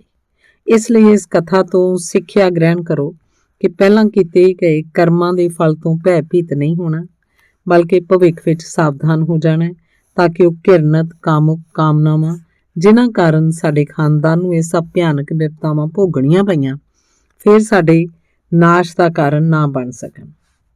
ਹੁਣ ਜਾਣ ਲਓ ਕਿ ਮਹਾਨ ਵਿਦਰੋਹ ਦੇ ਸਮੇਂ, ਜਿਹਦਾ ਇਤਿਹਾਸ ਵਿਦਵਾਨ ਲਾਰਡ ਕਲਾਰੈਂਡਨ ਨੇ ਵਿਸਥਾਰ ਨਾਲ ਲਿਖਿਆ ਤੇ ਜਿਸ ਬਾਰੇ ਮੈਂ ਜ਼ੋਰ ਦੇ ਕੇ ਕਹਾਂਗਾ ਕਿ ਤੁਸੀਂ ਉਹਨੂੰ ਜ਼ਰੂਰ ਪੜ੍ਹਨਾ। ਇਸ ਬਾਸਕਰਵਿਲੇ ਦੀ ਜਾਗੀਰ ਦਾ ਮਾਲਕ ਹਿਊਗੋ ਬਾਸਕਰਵਿਲੇ ਸੀ, ਜਿਸ ਬਾਰੇ ਇਹ ਅਸਵੀਕਾਰ ਕਰਨ ਦਾ ਕੋਈ ਫਾਇਦਾ ਨਹੀਂ ਕਿ ਉਹ ਬੇਹੱਦ ਜੰਗਲੀ, ਘਟੀਆ ਤੇ ਪਾਪੀ ਆਦਮੀ ਸੀ। ਇਹ ਸੱਚਾਈ ਹੈ ਕਿ ਉਹਦੀ ਜ਼ਿਮੀਂਦਾਰੀ 'ਚ ਭਲੇ ਲੋਕਾਂ ਦਾ ਜਿਉਣਾ ਦੁੱਭਰ ਸੀ। ਉਹਦਾ ਨਾਂ ਪੱਛਮ ਦੇ ਇਲਾਕੇ 'ਚ ਬੁਰਾਈ ਦਾ ਪ੍ਰਤੀਕ ਬਣ ਗਿਆ ਸੀ। ਇਹ ਸੰਯੋਗ ਹੀ ਸੀ ਕਿ ਹਿਊਗੋ ਬਾਸਕਰਵਿਲੇ ਨਾਮ ਦਾ ਤੁਹਾਡਾ ਇਹ ਵਡੇਰਾ ਇੱਕ ਭੂਮੀਪਤੀ ਦੀ ਲੜਕੀ ਦੇ ਪ੍ਰੇਮ 'ਚ ਪੈ ਗਿਆ, ਬਸ਼ਰਤੇ ਕਿ ਅਜਿਹਾ ਅਯਾਸ਼ ਆਦਮੀ ਪ੍ਰੇਮ ਵਰਗੀ ਪਵਿੱਤਰ ਭਾਵਨਾ ਦਾ ਅਧਿਕਾਰੀ ਕਹਾਉਣ ਦਾ ਲਾਇਕ ਹੋਏ। ਇਸ ਭੂਮੀਪਤੀ ਦੀਆਂ ਜ਼ਮੀਨਾਂ ਉਹਦੀ ਜਾਗੀਰ ਨੇੜੇ ਹੀ ਸਨ ਉਹਦੀ ਧੀ ਜਿਹੜੀ ਇੱਕ ਸੁੰਦਰ, ਸੰਗਾਲੂ ਤੇ ਚਰਿੱਤਰਵਾਨ ਕੁੜੀ ਸੀ, ਹਿਊਗੋ ਤੋਂ ਹਮੇਸ਼ਾ ਦੂਰ ਹੀ ਰਹਿੰਦੀ ਸੀ, ਕਿਉਂਕਿ ਉਹ ਉਹਦੀ ਦੂਰ ਤੱਕ ਫੈਲੀ ਹੋਈ ਬਦਨਾਮੀ ਕਾਰਨ ਉਸ ਤੋਂ ਡਰਦੀ ਸੀ। ਸੋ ਇੰਜ ਹੋਇਆ ਕਿ ਇੱਕ ਉਤਸਵ ਦੀ ਰਾਤ ਹਿਊਗੋ ਬਾਸਕਰਵਿਲੇ ਆਪਣੇ 5-6 ਚਮਚਿਆਂ ਨਾਲ ਉਸ ਮੁਟਿਆਰ ਨੂੰ ਜ਼ਬਰਦਸਤੀ ਉਹਦੇ ਘਰੋਂ ਚੁੱਕ ਲਿਆਇਆ। ਇਸ ਗੱਲ ਦਾ ਪਤਾ ਉਹਨੇ ਪਹਿਲਾਂ ਹੀ ਲਾ ਲਿਆ ਸੀ ਕਿ ਉਹਦਾ ਪਿਓ ਤੇ ਭਰਾ ਵਗੈਰਾ ਉਤਸਵ 'ਚ ਸ਼ਾਮਲ ਹੋਣ ਲਈ ਗਏ ਹੋਏ ਹਨ ਤੇ ਉਸ ਸਮੇਂ ਘਰੇ ਇਕੱਲੀ ਸੀ। ਉਹਨੂੰ ਲਿਆ ਕੇ ਉਹਨਾਂ ਨੇ ਹਵੇਲੀ ਦੀ ਉੱਪਰਲੀ ਮੰਜ਼ਿਲ 'ਚ ਡੱਕ ਦਿੱਤਾ। ਉਸ ਪਿੱਛੋਂ ਉਹਨਾਂ ਨੇ ਪੀਣਾ ਪਿਆਉਣਾ ਸ਼ੁਰੂ ਕਰ ਦਿੱਤਾ, ਜੋ ਕਿ ਉਹਨਾਂ ਦਾ ਹਰ ਰਾਤ ਦਾ ਦਸਤੂਰ ਸੀ। ਹੁਣ ਹੋਇਆ ਇਹ ਕਿ ਉੱਪਰਲੇ ਕਮਰੇ 'ਚ ਬੰਦ ਉਹ ਮਜਬੂਰ ਕੁੜੀ ਉਹਨਾਂ ਲੋਕਾਂ ਦਾ ਗਾਣਾ ਵਜਾਉਣਾ ਤੇ ਚੀਕਣਾ ਕੂਕਣਾ ਸੁਣ ਕੇ ਬੁਰੀ ਤਰ੍ਹਾਂ ਘਬਰਾ ਗਈ। ਕਿਹਾ ਜਾਂਦਾ ਹੈ ਕਿ ਸ਼ਰਾਬ ਦੇ ਨਸ਼ੇ ਵਿੱਚ ਹਿਊਗੋ ਅਜਿਹੇ ਭਿਆਨਕ ਲਫ਼ਜ਼ਾਂ ਤੇ ਗਾਲਾਂ ਦਾ ਪ੍ਰਯੋਗ ਕਰਦਾ ਸੀ ਕਿ ਸੁਣਨ ਵਾਲੇ ਦੀ ਤਾਂ ਗੱਲ ਕੀ, ਕਹਿਣ ਵਾਲੇ ਦੀ ਖੋਪੜੀ ਦੇ ਪੜਖੱਚੇ ਉਡਾ ਦੇਣ। ਉਸ ਘਬਰਾਹਟ ਦੇ ਬਾਵਜੂਦ ਉਸ ਕੁੜੀ ਨੇ ਅਦਭੁਤ ਹਿੰਮਤ ਤੋਂ ਕੰਮ ਲਿਆ। ਖਿੜਕੀ ਦੇ ਰਸਤੇ ਉਸ ਵੇਲ ਦੇ ਸਹਾਰੇ ਹੇਠਾਂ ਉਤਰ ਗਈ, ਜੋ ਕਿ ਹਵੇਲੀ ਦੀ ਕੰਧ ਦੇ ਨਾਲ ਉੱਪਰ ਚਲੀ ਗਈ ਸੀ। ਉਸ ਪਿੱਛੋਂ ਜੰਗਲ ਦੇ ਸੁੰਨਸਾਨ ਰਸਤੇ ਰਾਹੀਂ ਆਪਣੇ ਘਰ ਵੱਲ ਰਵਾਨਾ ਹੋਈ, ਜਿਹੜਾ ਲਗਭਗ 9-10 ਮੀਲ ਦੂਰ ਸੀ। ਸਬੱਬ ਨਾਲ ਥੋੜੀ ਦੇਰ ਬਾਅਦ ਅਚਾਨਕ ਹੀ ਹਿਊਗੋ ਦੇ ਦਿਮਾਗ 'ਚ ਆਇਆ ਕਿ ਉਸ ਕੁੜੀ ਨੂੰ ਵੀ ਖਾਣ ਪੀਣ ਲਈ ਕੁਝ ਦਿੱਤਾ ਜਾਏ। ਇਸ ਲਈ ਉਹ ਆਪਣੇ ਦੋਸਤਾਂ ਨੂੰ ਉੱਥੇ ਛੱਡ ਕੇ ਕੁਝ ਖਾਣ ਪੀਣ ਦੇ ਸਮਾਨ ਨਾਲ ਉੱਪਰ ਪਹੁੰਚਿਆ। ਪਰ ਉਹਦੀ ਮਾੜੀ ਕਿਸਮਤ ਕਿ ਚਿੜੀ ਉਦੋਂ ਤੱਕ ਉੱਥੋਂ ਉੱਡ ਗਈ ਸੀ। ਪਿੰਜਰਾ ਖਾਲੀ ਦੇਖਦੇ ਹੀ ਉਸ ਉੱਤੇ ਤਾਂ ਜਿਵੇਂ ਯਕਦਮ ਸ਼ੈਤਾਨ ਸਵਾਰ ਹੋ ਗਿਆ। ਪੌੜੀਆਂ 'ਚੋਂ ਦੌੜ ਕੇ ਉਤਰਦਾ ਹੋਇਆ ਸਿੱਧਾ ਡਾਈਨਿੰਗ ਹਾਲ 'ਚ ਪਹੁੰਚਿਆ। ਹਿਰਖ ਦਾ ਮਾਰਿਆ ਬੁੜਕ ਕੇ ਖਾਣੇ ਦੀ ਵੱਡੀ ਮੇਜ਼ ਤੇ ਚੜ੍ਹ ਗਿਆ। ਸ਼ਰਾਬ ਦੀ ਸੁਰਾਹੀ ਤੇ ਖਾਣੇ ਵਾਲੀਆਂ ਪਲੇਟਾਂ ਉਹਨੇ ਠੁੱਡਿਆਂ ਨਾਲ ਹਵਾ 'ਚ ਉਛਲਣ ਲੱਗੀਆਂ। ਉਹ ਆਪਣੇ ਦੋਸਤਾਂ ਸਾਹਮਣੇ ਚੀਕ ਕੇ ਕਹਿਣ ਲੱਗਾ ਕਿ ਉਹ ਸੁੰਦਰੀ ਨੂੰ ਮੁੜ ਹਾਸਲ ਕਰਨ ਲਈ ਦੁਨੀਆ ਦਾ ਮਾੜੇ ਤੋਂ ਮਾੜਾ ਕੰਮ ਕਰਨ ਤੋਂ ਵੀ ਨਹੀਂ ਟਲੇਗਾ। ਜਦ ਕਿ ਉਹਦੇ ਸਾਰੇ ਚਾਪਲੂਸ ਦੋਸਤ ਉਹਦੇ ਉਸ ਭਿਆਨਕ ਗੁੱਸੇ ਨੂੰ ਵੇਖ ਕੇ ਹੈਰਾਨ ਪਰੇਸ਼ਾਨ ਖੜੇ ਸਨ। ਫਿਰ ਉਹਨਾਂ 'ਚੋਂ ਇੱਕ, ਜਿਹੜਾ ਕਿ ਸਭ ਤੋਂ ਵੱਧ ਦੁਸ਼ਟ ਤੇ ਸਭ ਤੋਂ ਵੱਧ ਨਸ਼ੇ 'ਚ ਸੀ, ਬੋਲਿਆ, ਕਿਉਂ ਨਾ ਉਹਦੇ ਪਿੱਛੇ ਸ਼ਿਕਾਰੀ ਕੁੱਤੇ ਲਾਤੇ ਜਾਣ। ਸੁਣਦਿਆਂ ਹੀ ਹਿਊਗੋ ਹਨੇਰੀ ਤੂਫਾਨ ਵਾਂਗ ਹਵੇਲੀ 'ਚੋਂ ਬਾਹਰ ਨਿਕਲਿਆ। ਚੀਕ ਕੇ ਆਪਣੇ ਨੌਕਰਾਂ ਨੂੰ ਕਹਿਣ ਲੱਗਾ ਕਿ ਉਹਦੀ ਘੋੜੀ ਫੌਰਨ ਤਿਆਰ ਕੀਤੀ ਜਾਏ ਤੇ ਕੁੱਤਿਆਂ ਨੂੰ ਖੋਲ ਦਿੱਤਾ ਜਾਏ। ਉਸ ਪਿੱਛੋਂ ਉਹਨੇ ਕੁੱਤਿਆਂ ਨੂੰ ਉਸ ਮੁਟਿਆਰ ਦਾ ਰੁਮਾਲ ਸੁੰਘਾਇਆ। ਫਿਰ ਘੋੜੀ ਤੇ ਸਵਾਰ ਹੋ ਕੇ ਜੰਗ ਦਾ ਐਲਾਨ ਕਰਦਾ ਹੋਇਆ ਉਸ ਚਾਨਣੀ ਰਾਤ 'ਚ ਆਪਣੇ ਕੁੱਤਿਆਂ ਦੇ ਝੁੰਡ ਨਾਲ ਜੰਗਲ ਵੱਲ ਦੌੜ ਪਿਆ। ਹੁਣ ਕੁਛ ਦੇਰ ਤੱਕ ਤਾਂ ਉਹਦੇ ਬਦਮਾਸ਼ ਤੇ ਚਾਪਲੂਸ ਦੋਸਤ ਸਿਲ ਪੱਥਰ ਹੋਏ ਖੜੇ ਰਹੇ, ਕਿਉਂਕਿ ਸਭ ਕੁਝ ਇੰਨੀ ਜਲਦਬਾਜ਼ੀ 'ਚ ਹੋ ਗਿਆ ਸੀ ਕਿ ਕਿਸੇ ਦੀ ਕੁਝ ਸਮਝ 'ਚ ਨਾ ਆਇਆ। ਪਰ ਥੋੜੀ ਦੇਰ ਬਾਅਦ ਹੀ ਜਦੋਂ ਉਹਨਾਂ ਦੇ ਨਸ਼ੀਲੇ ਦਿਮਾਗਾਂ ਨੂੰ ਸਾਰਾ ਮਾਮਲਾ ਸਮਝ ਆਇਆ, ਉਹਨਾਂ ਨੂੰ ਇਸ ਗੱਲ ਦਾ ਅਹਿਸਾਸ ਹੋਇਆ ਕਿ ਜੰਗਲ 'ਚ ਕੀ ਕੁਝ ਹੋ ਸਕਦਾ ਹੈ, ਉਹ ਵੀ ਯਕਦਮ ਹਰਕਤ 'ਚ ਆ ਗਏ। ਇੱਕ ਅਜੀਬ ਜਿਹਾ ਹੰਗਾਮਾ ਮਚ ਗਿਆ ਇੱਥੇ। ਕੁਝ ਨੇ ਆਪਣੀਆਂ ਪਿਸਤੌਲਾਂ ਕੱਢੀਆਂ, ਕੁਝ ਘੋੜਿਆਂ ਵੱਲ ਨੱਸੇ, ਕੁਝ ਸ਼ਰਾਬ ਦੀਆਂ ਸੁਰਾਹੀਆਂ ਵੱਲ। ਆਖਰਕਾਰ ਜਦੋਂ ਨਸ਼ੇੜੀਆਂ ਦੇ ਦਿਮਾਗ ਕੁਝ ਠਿਕਾਣੇ ਸਿਰ ਆਏ ਤਾਂ ਉਹਨਾਂ ਨੂੰ ਇਹ ਗੱਲ ਸੁੱਝੀ ਕਿ ਉਸ ਵੇਲੇ ਉਹਨਾਂ ਨੂੰ ਕੀ ਕਰਨਾ ਚਾਹੀਦਾ ਹੈ। ਤਾਂ ਉਹ ਸਾਰੇ ਦੇ ਸਾਰੇ, ਜਿਹੜੇ ਗਿਣਤੀ 'ਚ 13 ਸਨ, ਫੌਰਨ ਘੋੜਿਆਂ ਤੇ ਸਵਾਰ ਹੋ ਕੇ ਕਾਹਲ ਨਾਲ ਉਹਦੇ ਪਿੱਛੇ ਨੱਸ ਪਏ। ਸਾਫ਼ ਸੁਥਰਾ ਚੰਦ ਉਹਨਾਂ ਦੇ ਸਿਰਾਂ ਤੇ ਚਮਕ ਰਿਹਾ ਸੀ ਤੇ ਉਹਦੇ ਚਾਨਣ 'ਚ ਉਸ ਰਸਤੇ ਉੱਤੇ ਦੌੜੇ ਜਾ ਰਹੇ ਸਨ ਜਿਸ ਬਾਰੇ ਉਹਨਾਂ ਨੂੰ ਵਿਸ਼ਵਾਸ ਸੀ ਕਿ ਆਪਣੇ ਘਰ ਜਾਣ ਲਈ ਉਸ ਮੁਟਿਆਰ ਨੇ ਚੁਣਿਆ ਹੋਵੇਗਾ। ਇਹ ਲੋਕ ਅਜੇ 1-2 ਮੀਲ ਹੀ ਗਏ ਹੋਣਗੇ ਕਿ ਉਹਨਾਂ ਨੂੰ ਰਸਤੇ 'ਚ ਇੱਕ ਚਰਵਾਹਾ ਮਿਲਿਆ, ਜਿਹੜਾ ਰਾਤ ਨੂੰ ਕਿਤੋਂ ਆ ਰਿਹਾ ਸੀ। ਉਹਨਾਂ ਨੇ ਉਹਨੂੰ ਪੁੱਛਿਆ ਕਿ ਕੀ ਉਹਨੇ ਕਿਸੇ ਮੁਟਿਆਰ ਨੂੰ ਵੇਖਿਆ। ਜਿਵੇਂ ਕਿ ਕਿਹਾ ਜਾਂਦਾ ਹੈ ਕਿ ਪਹਿਲਾਂ ਤਾਂ ਉਸ ਚਰਵਾਏ ਦੇ ਮੂੰਹੋਂ ਡਰਦੇ ਮਾਰੇ ਕੋਈ ਬੋਲ ਨਾ ਫੁੱਟਿਆ। ਫਿਰ ਉਹਨੇ ਦੱਸਿਆ ਕਿ ਉਹਨੇ ਵਾਕਈ ਘਬਰਾਈ ਹੋਈ ਕੁੜੀ ਨੂੰ ਦੇਖਿਆ ਸੀ, ਜਿਹਦੇ ਪਿੱਛੇ ਕੁੱਤੇ ਲੱਗੇ ਹੋਏ ਸੀ। ਪਰ ਮੈਂ ਇਹਦੇ ਇਲਾਵਾ ਹੋਰ ਕੁਝ ਨਹੀਂ ਦੇਖਿਆ, ਉਹ ਬੋਲਿਆ। ਮੈਂ ਦੇਖਿਆ ਕਿ ਹਿਊਗੋ ਬਾਸਕਰਵਿਲੇ ਆਪਣੀ ਕਾਲੀ ਘੋੜੀ ਉੱਤੇ ਸਵਾਰ ਮੇਰੇ ਸਾਹਮਣੇੋਂ ਲੰਘਿਆ ਤੇ ਉਹਦੇ ਪਿੱਛੇ ਇੱਕ ਭਿਆਨਕ ਕੁੱਤਾ ਬੜੀ ਖਾਮੋਸ਼ੀ ਨਾਲ ਲੱਗਿਆ ਜਾ ਰਿਹਾ ਸੀ। ਉਹ ਕੁੱਤਾ ਐਡਾ ਖਤਰਨਾਕ ਤੇ ਭਿਆਨਕ ਸੀ ਕਿ ਭਗਵਾਨ ਨਾ ਕਰੇ ਉਹ ਜਿਹਾ ਸ਼ੈਤਾਨੀ ਕੁੱਤਾ ਕਦੀ ਮੇਰੇ ਪਿੱਛੇ ਪਾਏ। ਪੂਰਾ ਪਿਸ਼ਾਚ ਲੱਗ ਰਿਹਾ ਸੀ ਉਹ, ਪਿਸ਼ਾਚ। ਉਹਦੀ ਗੱਲ ਸੁਣ ਕੇ ਉਹਨਾਂ ਨਸ਼ੇੜੀਆਂ ਨੇ ਚਰਵਾਏ ਨੂੰ ਗਾਲਾਂ ਕੱਢੀਆਂ ਤੇ ਫਿਰ ਆਪਣੇ ਘੋੜਿਆਂ ਨੂੰ ਅੱਗੇ ਦੌੜਾ ਕੇ ਲੈ ਗਏ। ਪਰ ਛੇਤੀ ਉਹਨਾਂ ਦੇ ਸਰੀਰ ਡਰ ਦੇ ਮਾਰੇ ਠੰਡੇ ਪੈ ਗਏ, ਕਿਉਂਕਿ ਜੰਗਲ ਵੱਲੋਂ ਘੋੜੇ ਦੀਆਂ ਟਾਪਾਂ ਦੀ ਆਵਾਜ਼ ਸੁਣਾਈ ਦਿੱਤੀ ਤੇ ਫਿਰ ਇੱਕ ਕਾਲੀ ਘੋੜੀ ਤੇਜ਼ੀ ਨਾਲ ਆਉਂਦੀ ਦਿਖਾਈ ਦਿੱਤੀ, ਜਿਹਦੇ ਮੂੰਹ ਵਿੱਚੋਂ ਸਫੇਦ ਝੱਗ ਨਿਕਲ ਰਹੀ ਸੀ। ਉਹਦੀ ਲਗਾਮ ਜ਼ਮੀਨ ਨਾਲ ਘਿਸਟ ਰਹੀ ਸੀ ਤੇ ਉਹਦਾ ਸਵਾਰ ਗਾਇਬ ਸੀ। ਉਸ ਦ੍ਰਿਸ਼ ਨੂੰ ਦੇਖ ਕੇ ਨਸ਼ੇੜੀ ਬੁਰੀ ਤਰ੍ਹਾਂ ਭੈਭੀਤ ਹੋ ਗਏ।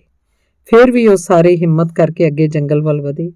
ਹਾਲਾਂਕਿ ਉਹਨਾਂ 'ਚੋਂ ਕੋਈ ਵੀ ਇਕੱਲਾ ਹੁੰਦਾ ਤਾਂ ਅੱਗੇ ਵਧਣ ਦੀ ਬਜਾਏ ਆਪਣੇ ਘੋੜੇ ਦਾ ਮੂੰਹ ਮੋੜ ਕੇ ਚੁੱਪਚਾਪ ਵਾਪਸ ਖਿਸਕ ਜਾਂਦਾ, ਪਰ ਝੁੰਡ ਦੀ ਤਾਕਤ ਇੱਕ ਦੂਜੇ ਦਾ ਹੌਸਲਾ ਵਧਾ ਰਹੀ ਸੀ। ਆਖਰ ਉਹ ਹੌਲੀ-ਹੌਲੀ ਚੱਲਦੇ ਹੋਏ ਉਸ ਜਗ੍ਹਾ ਪਹੁੰਚ ਗਏ ਜਿੱਥੇ ਕੁੱਤਿਆਂ ਦਾ ਝੁੰਡ ਮੌਜੂਦ ਸੀ। ਉਹ ਸ਼ਿਕਾਰੀ ਕੁੱਤੇ ਆਪਣੀ ਬਹਾਦਰੀ ਤੇ ਸ਼ਿਕਾਰੀਪੁਣੇ ਲਈ ਮਸ਼ਹੂਰ ਸਨ, ਪਰ ਉਸ ਸਮੇਂ ਇੱਕ ਖਾਈ ਦੇ ਕਿਨਾਰੇ ਖੜੇ ਲਾਵਾਰਸਾਂ ਵਾਂਗ ਰੋਂਦੇ ਲੱਗ ਰਹੇ ਸਨ।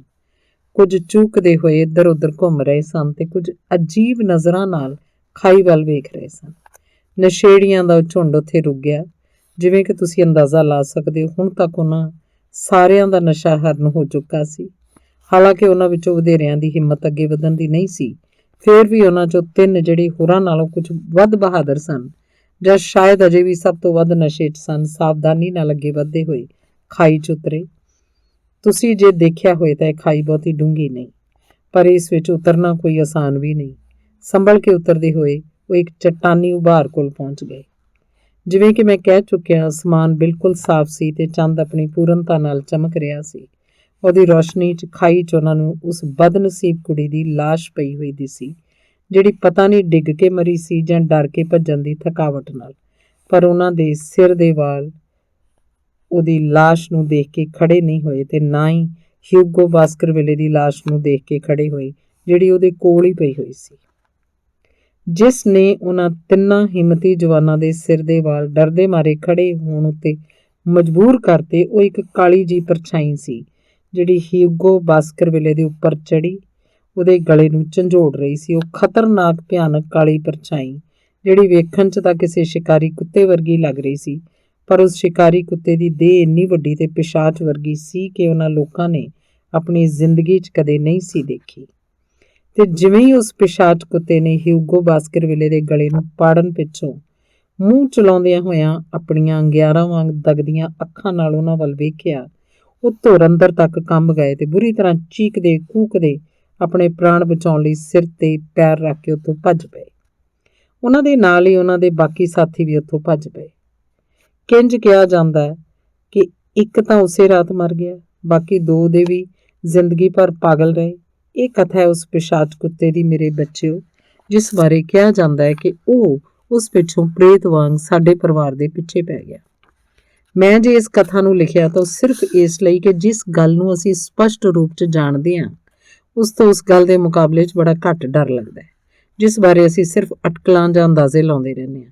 ਫਿਰ ਵੀ ਅਸੀਂ ਉਹ ਅਸੀਮ ਕਿਰਪਾਲੂ ਪ੍ਰਭੂ ਦੀ ਸ਼ਰਨ 'ਚ ਆਪਣੇ ਆਪ ਨੂੰ ਸੌਂਪਦੇ ਹਾਂ, ਜਿਸ ਬਾਰੇ ਪਵਿੱਤਰ ਗ੍ਰੰਥ 'ਚ ਕਿਹਾ ਗਿਆ ਕਿ ਵਡੇਰਿਆਂ ਦੇ ਪਾਪਾਂ ਦੀ ਸਜ਼ਾ 3 ਜਾਂ 4 ਪੀੜ੍ਹੀ ਦੇ ਨਿਰਦੋਸ਼ ਆਦਮੀਆਂ ਨੂੰ ਨਹੀਂ ਦਿੰਦਾ। ਉਸ ਪਰਮੇਸ਼ਵਰ ਦੇ ਨਾਂ ਉੱਤੇ ਮੇਰੇ ਬੱਚਿਓ, ਮੈਂ ਤੁਹਾਨੂੰ ਆਗਿਆ ਦਿੰਦਾ ਤੇ ਹਮੇਸ਼ਾ ਲਈ ਸਾਵਧਾਨ ਕਰਦਾ ਕਿ ਰਾਤ ਦੇ ਹਨੇਰੇ 'ਚ ਉਸ ਜੰਗਲ ਵੱਲ ਕਦੀ ਨਾ ਜਾਣਾ ਜਦੋਂ ਪਿਸ਼ਾਚ ਸ਼ਕਤੀਆਂ ਆਪਣੀ ਚਰਮ ਸੀਮਾ ਤੇ ਹੋਣ। ਆਪਣੇ ਦੋਵਾਂ ਪੁੱਤਰਾਂ ਰੋਜ਼ਰ ਤੇ ਜੌਨ ਦੇ ਲਈ ਮੇਰੀ ਇਹ ਵਿਸ਼ੇਸ਼ ਹਿਦਾਇਤ ਹੈ ਕਿ ਉਹ ਇਸ ਬਾਰੇ ਆਪਣੀ ਭੈਣ ਐਲਿਜ਼ਾਬeth ਨੂੰ ਕੁਝ ਨਾ ਦੱਸਣ। ਜਦੋਂ ਡਾਕਟਰ ਮਾਰਟਿਮਰ ਨੇ ਆਪਣੀ ਉਸ ਪਵਿੱਤਰ ਕਥਾ ਨੂੰ ਪੜ੍ਹਨਾ ਬੰਦ ਕੀਤਾ ਤਾਂ ਉਹਨੇ ਆਪਣੇ ਨੱਕ ਤੇ ਰੱਖੀ ਐਨਕ ਨੂੰ ਆਪਣੇ ਮੱਥੇ ਵੱਲ ਸਰਕਾ ਕੇ ਸ਼ਰਲਾਕ ਹੋਮਜ਼ ਵੱਲ ਤੱਕਿਆ। ਹੋਮਜ਼ ਨੇ ਜਵਾਬ 'ਚ ਇੱਕ ਅੰਗੜਾਈ ਲਈ ਤੇ ਸਿਗਰਟ ਦੇ ਅੰਤਿਮ ਟੁਕੜੇ ਨੂੰ ਆਤਿਸ਼ਦਾਨ ਦੀ ਬਲਦੀ ਅੱਗ ਵੱਲ ਉਛਾਲ ਦਿੱਤਾ। ਫਿਰ ਉਸ ਪਿੱਛੋਂ ਨੇ ਡਾਕਟਰ ਵੱਲ ਵੇਖਦਿਆਂ ਸਿਰਫ ਇੰਨਾ ਹੀ ਕਿਹਾ, ਕੀ ਤੁਹਾਨੂੰ ਇਹ ਦਿਲਚਸਪ ਨਹੀਂ ਲੱਗੀ? ਪਰੀ ਕਥਾਵਾਂ ਦੇ ਸ਼ੌਕੀਨਾਂ ਲਈ ਚੰਗੀ ਹੈ। ਜਵਾਬ 'ਚ ਡਾਕਟਰ ਮਾਰਟਿਮਰ ਨੇ ਆਪਣੀ ਜੇਬ 'ਚੋਂ ਇੱਕ ਤੈਅ ਕੀਤਾ ਅਖਬਾਰ ਕੱਢਿਆ। ਹੁਣ ਮਿਸਟਰ ਹੋਮਜ਼, ਮੈਂ ਤੁਹਾਨੂੰ ਇਸ ਜ਼ਮਾਨੇ ਦਾ ਇੱਕ ਕਿੱਸਾ ਸੁਣਾਉਣਾ। ਇਹ ਡੇਵਨ ਕਾਉਂਟੀ ਕਾਰਨਿਕਲ ਨਾਮੀ ਅਖਬਾਰ ਹੈ, ਇਸੇ ਸਾਲ ਦੀ 14 ਮਈ ਦਾ। ਇਸ ਅਖਬਾਰ 'ਚ ਉਹਨਾਂ ਸਾਰੇ ਤੱਥਾਂ ਦਾ ਸੰਖੇਪ ਬਿਊਰਾ ਦਿੱਤਾ ਹੋਇਆ ਹੈ ਜਿਹੜੇ ਸਰ ਚਾਰਲਸ ਬਾਸਕਰਵਿਲੇ ਦੀ ਮੌਤ ਨਾਲ ਸੰਬੰਧਿਤ ਨੇ। ਉਹਨਾਂ ਦੀ ਮੌਤ ਇਸ ਖਬਰ ਦੇ ਛਪਣ ਤੋਂ ਕੁਝ ਦਿਨ ਪਹਿਲਾਂ ਹੀ ਹੋਈ ਸੀ। ਮੇਰਾ ਮਿੱਤਰ ਥੋੜ੍ਹਾ ਜਿਹਾ ਅੱਗੇ ਵੱਲ ਝੁਕਿਆ। ਉਹਦੇ ਚਿਹਰੇ ਉੱਤੇ ਯਕਦਮ ਅਜਿਹੇ ਭਾਵ ਆ ਗਏ ਜਿਵੇਂ ਉਹ ਧਿਆਨ ਨਾਲ ਸੁਣਨ ਲਈ ਤਿਆਰ ਸੀ। ਸਾਡੇ ਮੁਲਾਕਾਤੀ ਨੇ ਆਪਣੀ ਐਨਕ ਨੂੰ ਹੇਠਾਂ ਸਰਕਾਇਆ, ਆਪਣੀ ਨੱਕ ਉੱਤੇ ਜਚਾਇਆ ਤੇ ਪੜ੍ਹਨਾ ਸ਼ੁਰੂ ਕੀਤਾ। ਪਿੱਛੇ ਜੇ ਹੋਈ ਸਰ ਚਾਰਲਸ ਬਾਸਕਰਵਿਲੇ ਦੀ ਅਚਾਨਕ ਮੌਤ ਨੇ ਸਾਰੇ ਇਲਾਕੇ ਨੂੰ ਹੈਰਾਨੀ ਦੇ ਦੁੱਖ ਦੇ ਸਮੁੰਦਰ 'ਚ ਡੋਬ ਦਿੱਤਾ, ਕਿਉਂਕਿ ਉਹ ਅਗਲੀਆਂ ਚੋਣਾਂ ਵਿੱਚ ਲਿਬਰਲ ਪਾਰਟੀ ਵੱਲੋਂ ਇਲਾਕੇ ਦੇ ਸੰਭਾਵੀ ਉਮੀਦਵਾਰ ਸਨ। ਹਾਲਾਂਕਿ ਸਰ ਚਾਰਲਸ ਬਾਸਕਰਵਿਲੇ ਹਾਲ ਨਾਮੀ ਆਪਣੀ ਖਾਨਦਾਨੀ ਹਵੇਲੀ 'ਚ ਥੋੜ੍ਹੇ ਸਮੇਂ ਤੋਂ ਹੀ ਰਹਿ ਰਹੇ ਸੀ, ਫਿਰ ਵੀ ਉਹਨਾਂ ਦੇ ਮਿਲਣਸਾਰ ਸੁਭਾਅ ਤੇ ਮਹਾਨ ਉਦਾਰਤਾ ਨੇ ਆਪਣੇ ਸੰਪਰਕ 'ਚ ਆਉਣ ਵਾਲੇ ਸਾਰੇ ਲੋਕਾਂ ਦਾ ਪਿਆਰ ਤੇ ਸਨਮਾਨ ਜਿੱਤ ਲਿਆ ਸੀ। ਅੱਜ ਦੇ ਜ਼ਮਾਨੇ 'ਚ ਜਦ ਕਿ ਰਈਸ ਅਮਰਵੇਲ ਵਾਂਗ ਵੱਧ ਰਹੇ ਨੇ, ਇਲਾਕੇ ਦੇ ਇੱਕ ਅਜਿਹੇ ਪ੍ਰਾਚੀਨ ਖਾਨਦਾਨ 'ਚ ਜਿਹਨੂੰ ਮਾੜੇ ਕਰਮਾਂ ਦੇ ਪਰਛਾਵੇਂ ਨੇ ਰਾਹੂ ਵਾਂਗ ਗਰਸ ਲਿਆ ਹੈ, ਦੇ ਇੱਕ ਵੰਸ਼ਜ ਦਾ ਆਪਣੇ ਪੁਰਾਣੇ ਪ੍ਰਭਾਵ ਤੇ ਮਾਣ ਮਰਿਆਦਾ ਨੂੰ ਮੁੜ ਸਥਾਪਿਤ ਕਰ ਦੇਣਾ ਬੜੀ ਸੁਖਦਾਈ ਗੱਲ ਲੱਗਦੀ ਹੈ। ਜਿਵੇਂ ਕਿ ਸਾਰੇ ਜਾਣਦੇ ਹੈ ਕਿ ਸਰ ਚਾਰਲਸ ਨੇ ਆਪਣੀ ਬੇਹਿਸਾਬ ਦੌਲਤ ਸਾਊਥ ਅਮਰੀਕਾ ਦੇ ਸ਼ੇਅਰ ਬਾਜ਼ਾਰ 'ਚ ਕਮਾਈ ਸੀ। ਉਹਨਾਂ ਲੋਕਾਂ ਨਾਲੋਂ ਵਧੇਰੇ ਬੁੱਧੀਮਾਨ ਰਹੇ ਜਿਹੜੇ ਕਿ ਉਦੋਂ ਤੱਕ ਉਸ ਵਿੱਚ ਉਲਝੇ ਰਹਿੰਦੇ ਹਨ ਜਦੋਂ ਤੱਕ ਕਿਸਮਤ ਦਾ ਚੱਕਾ ਪੂਰੀ ਤਰ੍ਹਾਂ ਉਹਨਾਂ ਦੇ ਖਿਲਾਫ ਪੁੱਠਾ ਨਹੀਂ ਘੁੰਮ ਜਾਂਦਾ। ਸਰ ਚਾਰਲਸ ਨੇ ਉਸ ਤੋਂ ਪਹਿਲਾਂ ਹੀ ਆਪਣੀ ਸਾਰੀ ਦੌਲਤ ਸਮੇਟੀ ਤੇ ਇੰਗਲੈਂਡ ਪਰਤ ਗਏ।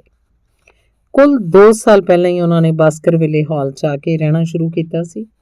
ਹੁਣ ਲੋਕਾਂ 'ਚ ਇਹੀ ਗੱਲਾਂ ਹੋ ਰਹੀਆਂ ਸੀ ਕਿ ਨਵ ਨਿਰਮਾਣ ਤੇ ਭਵਨ ਵਿਸਥਾਰ ਦੀਆਂ ਸਾਰੀਆਂ ਯੋਜਨਾਵਾਂ ਉਹਨਾਂ ਦੀ ਮੌਤ ਕਾਰਨ ਅਧੂਰੀਆਂ ਰਹਿ ਜਾਣਗੀਆਂ, ਜਿਨ੍ਹਾਂ ਉੱਤੇ ਉਹ ਬੜੀ ਗੰਭੀਰਤਾ ਨਾਲ ਕੰਮ ਕਰ ਰਹੇ ਸਨ। ਕਿਉਂਕਿ ਉਹਨਾਂ ਦੀ ਆਪਣੀ ਕੋਈ ਸੰਤਾਨ ਨਹੀਂ ਸੀ, ਇਸ ਲਈ ਉਹ ਹਮੇਸ਼ਾ ਆਪਣੀ ਇਹ ਇੱਛਾ ਲੋਕਾਂ ਸਾਹਮਣੇ ਜ਼ਾਹਰ ਕਰਦੇ ਰਹੇ ਸਨ ਕਿ ਉਹ ਆਪਣੀ ਜ਼ਿੰਦਗੀ ਵਿੱਚ ਹੀ ਆਪਣੀ ਸਾਰੀ ਧਨ ਸੰਪਤੀ ਇਲਾਕੇ ਦੇ ਲੋਕਾਂ ਦੀ ਭਲਾਈ ਤੇ ਉਹਨਾਂ ਦੇ ਜੀਵਨ ਪੱਧਰ ਨੂੰ ਉੱਚਾ ਚੁੱਕਣ ਲਈ ਖਰਚ ਕਰ ਦੇਣਗੇ। ਇਲਾਕੇ ਦੀਆਂ ਕਈ ਸੰਸਥਾਵਾਂ ਨੂੰ ਜਿਸ ਤਰ੍ਹਾਂ ਖੁੱਲ੍ਹਦਿਲੀ ਤੇ ਉਦਾਰਤਾ ਨਾਲ ਉਹ ਦਿਲ ਖੋਲ੍ਹ ਕੇ ਚੰਦਾ ਦਿੰਦੇ ਸਨ, ਉਹਦੀਆਂ ਕਹਾਣੀਆਂ ਇਸ ਅਖਬਾਰ ਦੇ ਕਾਲਮਾਂ 'ਚ ਕਈ ਵਾਰ ਛਪ ਚੁੱਕੀਆਂ ਹਨ। ਇਸ ਲਈ ਉਹਨਾਂ ਦੀ ਅਚਾਨਕ ਮੌਤ ਬਹੁਤ ਸਾਰੇ ਲੋਕਾਂ ਲਈ ਨਿੱਜੀ ਦੁੱਖ ਦਾ ਕਾਰਨ ਬਣ ਗਈ ਹੈ। ਸਰ ਚਾਰਲਸ ਦੀ ਮੌਤ ਨਾਲ ਸੰਬੰਧਿਤ ਪ੍ਰਸਥਿਤੀਆਂ ਜਾਂਚ ਪੜਤਾਲ ਦੇ ਬਾਵਜੂਦ ਵੀ ਪੂਰੀ ਤਰ੍ਹਾਂ ਸਪਸ਼ਟ ਨਹੀਂ ਹੋ ਸਕੀਆਂ।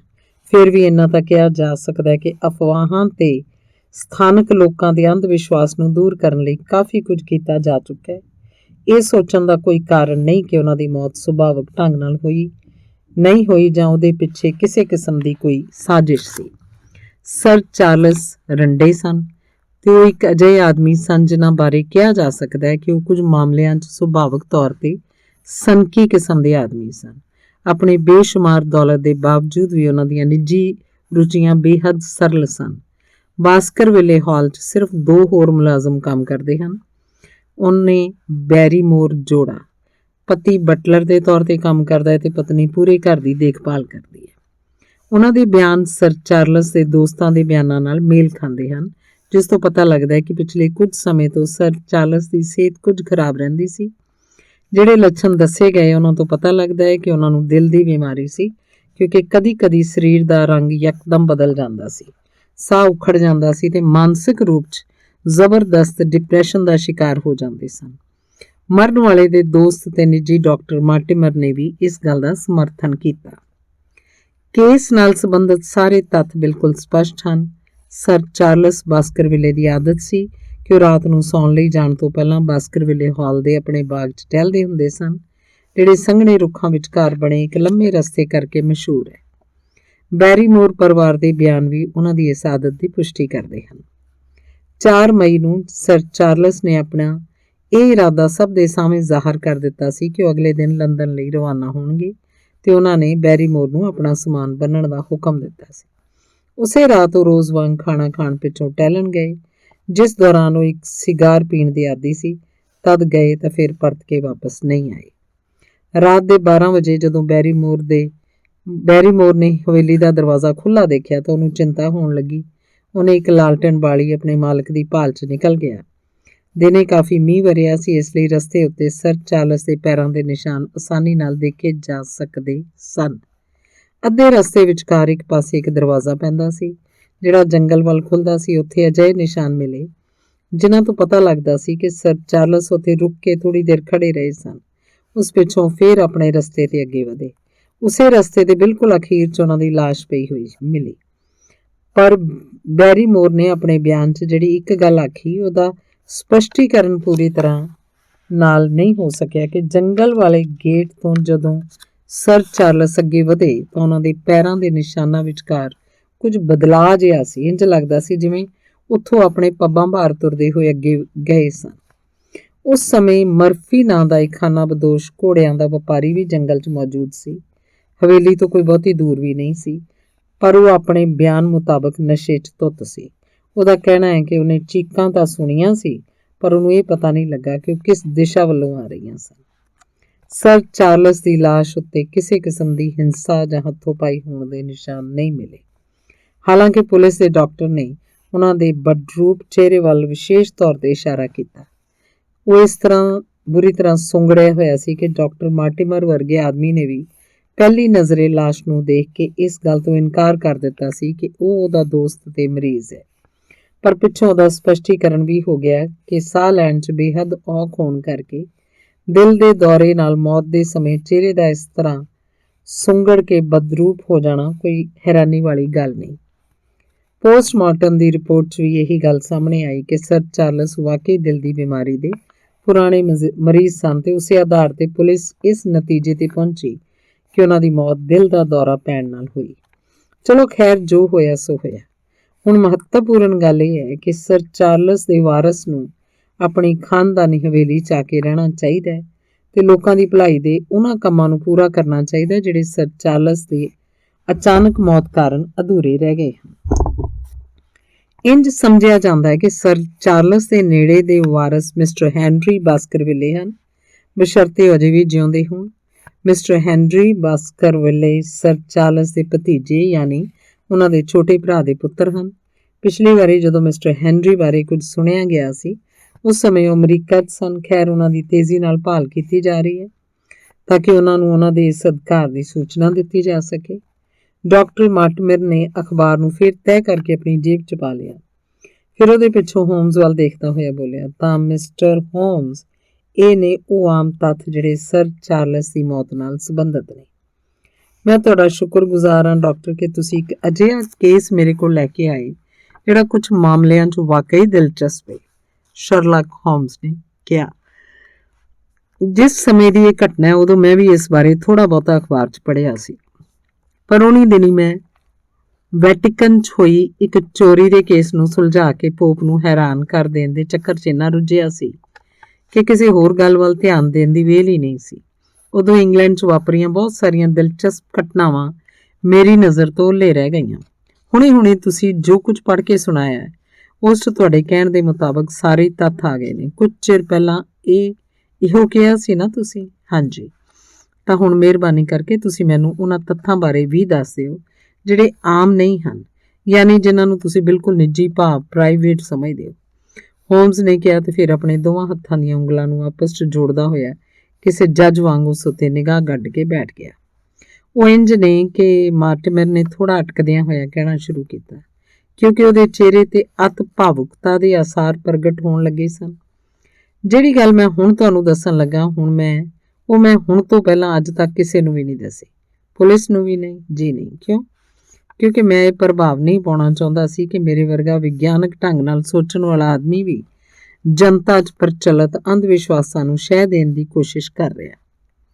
ਦੂਜਾ ਇੱਕ ਕਾਰਨ ਇਹ ਵੀ ਸੀ ਕਿ ਕਿਧਰੇ ਉਸ ਗੱਲ ਦੇ ਪਤਾ ਲੱਗਣ ਨਾਲ ਸਰ ਚਾਰਲਸ ਦਾ ਵਾਰਸ ਬਾਸਕਰਵਿਲੇ ਹਾਲ 'ਚ ਆ ਕੇ ਰਹਿਣ ਤੇ ਇਨਕਾਰ ਨਾ ਕਰ ਦੇ, ਜਿਸ ਕਰਕੇ ਉਹਨਾਂ ਦੁਆਰਾ ਸ਼ੁਰੂ ਕੀਤੇ ਗਏ ਸਾਰੇ ਚੰਗੇ ਕੰਮ ਅਧੂਰੇ ਰਹਿ ਜਾਣ। ਇਹਨਾਂ ਦੋਵਾਂ ਗੱਲਾਂ ਤੇ ਵਿਚਾਰ ਕਰਨ ਪਿੱਛੋਂ ਮੈਂ ਇਸ ਨਤੀਜੇ ਤੇ ਪਹੁੰਚਿਆ ਕਿ ਜੋ ਕੁਝ ਵੀ ਮੈਂ ਜਾਣਦਾ ਉਸ ਬਾਰੇ ਮੇਰਾ ਚੁੱਪ ਰਹਿਣਾ ਹੀ ਜ਼ਿਆਦਾ ਬਿਹਤਰ ਹੈ, ਕਿਉਂਕਿ ਉਸ ਨਾਲ ਕੋਈ ਫਾਇਦਾ ਹੋਣ ਵਾਲਾ ਤਾਂ ਹੈ ਨਹੀਂ। ਪਰ ਮਾਮਲੇ ਦੀ ਜੜ ਤੱਕ ਪਹੁੰਚਣ ਲਈ ਤੁਹਾਨੂੰ ਤਾਂ ਮੈਨੂੰ ਸਭ ਕੁਝ ਸਾਫ਼ ਦੱਸਣਾ ਹੀ ਪਏਗਾ। ਤਾਂ ਫਿਰ ਦੇਰ ਕਿਸ ਗੱਲ ਦੀ ਹੈ, ਦੱਸਣਾ ਸ਼ੁਰੂ ਕਰੋ। ਜੰਗਲ 'ਚ ਆਬਾਦੀ ਜ਼ਿਆਦਾ ਨਹੀਂ ਹੈ ਤੇ ਜਿਹੜੇ ਲੋਕ ਵੀ ਉੱਥੇ ਰਹਿੰਦੇ ਨੇ ਉਹ ਆਪਸ 'ਚ ਕਾਫੀ ਜੁੜੇ ਹੋਏ ਨੇ। ਇਹੋ ਕਾਰਨ ਹੈ ਕਿ ਮੇਰੀ ਸਰ ਚਾਰਲਸ ਬਾਸਕਰਵਿਲੇ ਨਾਲ ਕਾਫੀ ਗੂੜੀ ਦੋਸਤੀ ਸੀ ਤੇ ਅਸੀਂ ਦੋਵੇਂ ਆਪਸ ਵਿੱਚ ਕਾਫੀ ਮਿਲਦੇ ਗਿਲਦੇ ਰਹਿੰਦੇ ਸੀ। ਉੱਥੇ ਲੈਫਟਰ ਹਾਲ ਦੇ ਮਾਲਕ ਮਿਸਟਰ ਫਰੈਂਕ ਲੈਟ ਤੇ ਪ੍ਰਕਿਰਤੀਵਾਦੀ ਮਿਸਟਰ ਸਟੇਪਲਟਨ ਦੇ ਇਲਾਵਾ ਮੀਲਾਂ ਦੂਰ ਤੱਕ ਹੋਰ ਕੋਈ ਪੜ੍ਹਿਆ ਲਿਖਿਆ ਆਦਮੀ ਨਹੀਂ ਰਹਿੰਦਾ। ਸਰ ਚਾਰਲਸ ਵੀ ਇਹੋ ਜਿਹੇ ਇਕੱਲ ਪ੍ਰੇਮੀ ਆਦਮੀ ਸਨ, ਪਰ ਉਹਨਾਂ ਦੀ ਬਿਮਾਰੀ ਕਰਕੇ ਸੰਯੋਗ ਨਾਲ ਸਾਡੇ ਦੋਵਾਂ ਦੀ ਮੁਲਾਕਾਤ ਹੋਈ ਤੇ ਵਿਗਿਆਨਕ ਵਿਸ਼ਿਆਂ ਵਿੱਚ ਉਹਨਾਂ ਦੀ ਰੁਚੀ ਹੋਣ ਕਰਕੇ ਛੇਤੀ ਸਾਡੀ ਦੋਵਾਂ ਦੀ ਨੇੜਤਾ ਹੋ ਗਈ। ਉਹਨਾਂ ਸਾਊਥ ਅਫਰੀਕਾ ਵਿੱਚ ਬਹੁਤ ਸਾਰੀਆਂ ਨਵੀਆਂ ਜਾਣਕਾਰੀਆਂ ਮੈਨੂੰ ਦਿੱਤੀਆਂ। ਅਸੀਂ ਅਕਸਰ ਕਈ ਖੂਬਸੂਰਤ ਸ਼ਾਮਾਂ ਉੱਥੋਂ ਦੇ ਮੂਲ ਵਾਸੀਆਂ ਦੀ ਸਰੀਰਕ ਰਚਨਾ ਤੇ ਉਹਨਾਂ ਦੀਆਂ ਵੱਖ-ਵੱਖ ਜਾਤੀਆਂ ਬਾਰੇ ਤੁਲਨਾਤਮਕ ਵਿਚਾਰ ਵਟਾਂਦਰੇ ਕਰਦਿਆਂ ਬਿਤਾਈਆਂ। ਇਸ ਦੌਰਾਨ ਤੁਹਾਨੂੰ ਸਰ ਚਾਰਲਸ ਦਾ ਨਿਰੀਖਣ ਕਰਨ ਦਾ ਵੀ ਕਾਫੀ ਮੌਕਾ ਮਿਲਿਆ ਹੋਵੇਗਾ।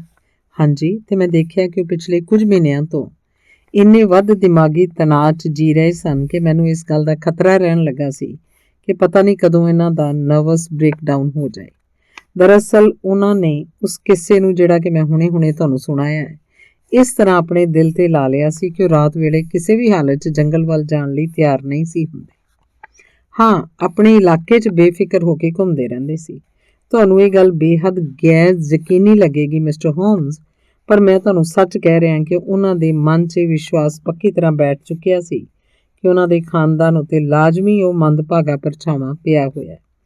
ਉਹਨਾਂ ਨੂੰ ਆਪਣੇ ਵਡੇਰਿਆਂ ਦਾ ਇਤਿਹਾਸ ਵੀ ਕੋਈ ਬਹੁਤੀ ਤਸੱਲੀ ਨਹੀਂ ਸੀ ਦਿੰਦਾ। ਇਸੇ ਸ਼ੰਕਾ 'ਚ ਗਰਸੇ ਰਹਿੰਦੇ ਸਨ ਕਿ ਕਿਸੇ ਅਪਸ਼ਗਨ ਦਾ ਪਰਛਾਵਾਂ ਹਰ ਸਮੇਂ ਉਹਨਾਂ ਦੇ ਆਲੇ ਦੁਆਲੇ ਭੌਂਦਾ ਰਹਿੰਦਾ ਹੈ। ਇੱਕ ਵਾਰੀ ਨਹੀਂ, ਕਈ ਵਾਰੀ ਉਹਨਾਂ ਨੇ ਮੈਨੂੰ ਪੁੱਛਿਆ ਸੀ ਕਿ ਕੀ ਉਹਨਾਂ ਕੋਲ ਆਉਂਦਿਆਂ ਮੈਂ ਰਸਤੇ ਵਿੱਚ ਕਿਸੇ ਵਿਚਿੱਤਰ ਪ੍ਰਾਣੀ ਨੂੰ ਦੇਖਿਆ ਜਾਂ ਕਿਸੇ ਖਤਰਨਾਕ ਸ਼ਿਕਾਰੀ ਕੁੱਤੇ ਦੀ ਗੁਰਰਾਹਟ ਸੁਣੀ।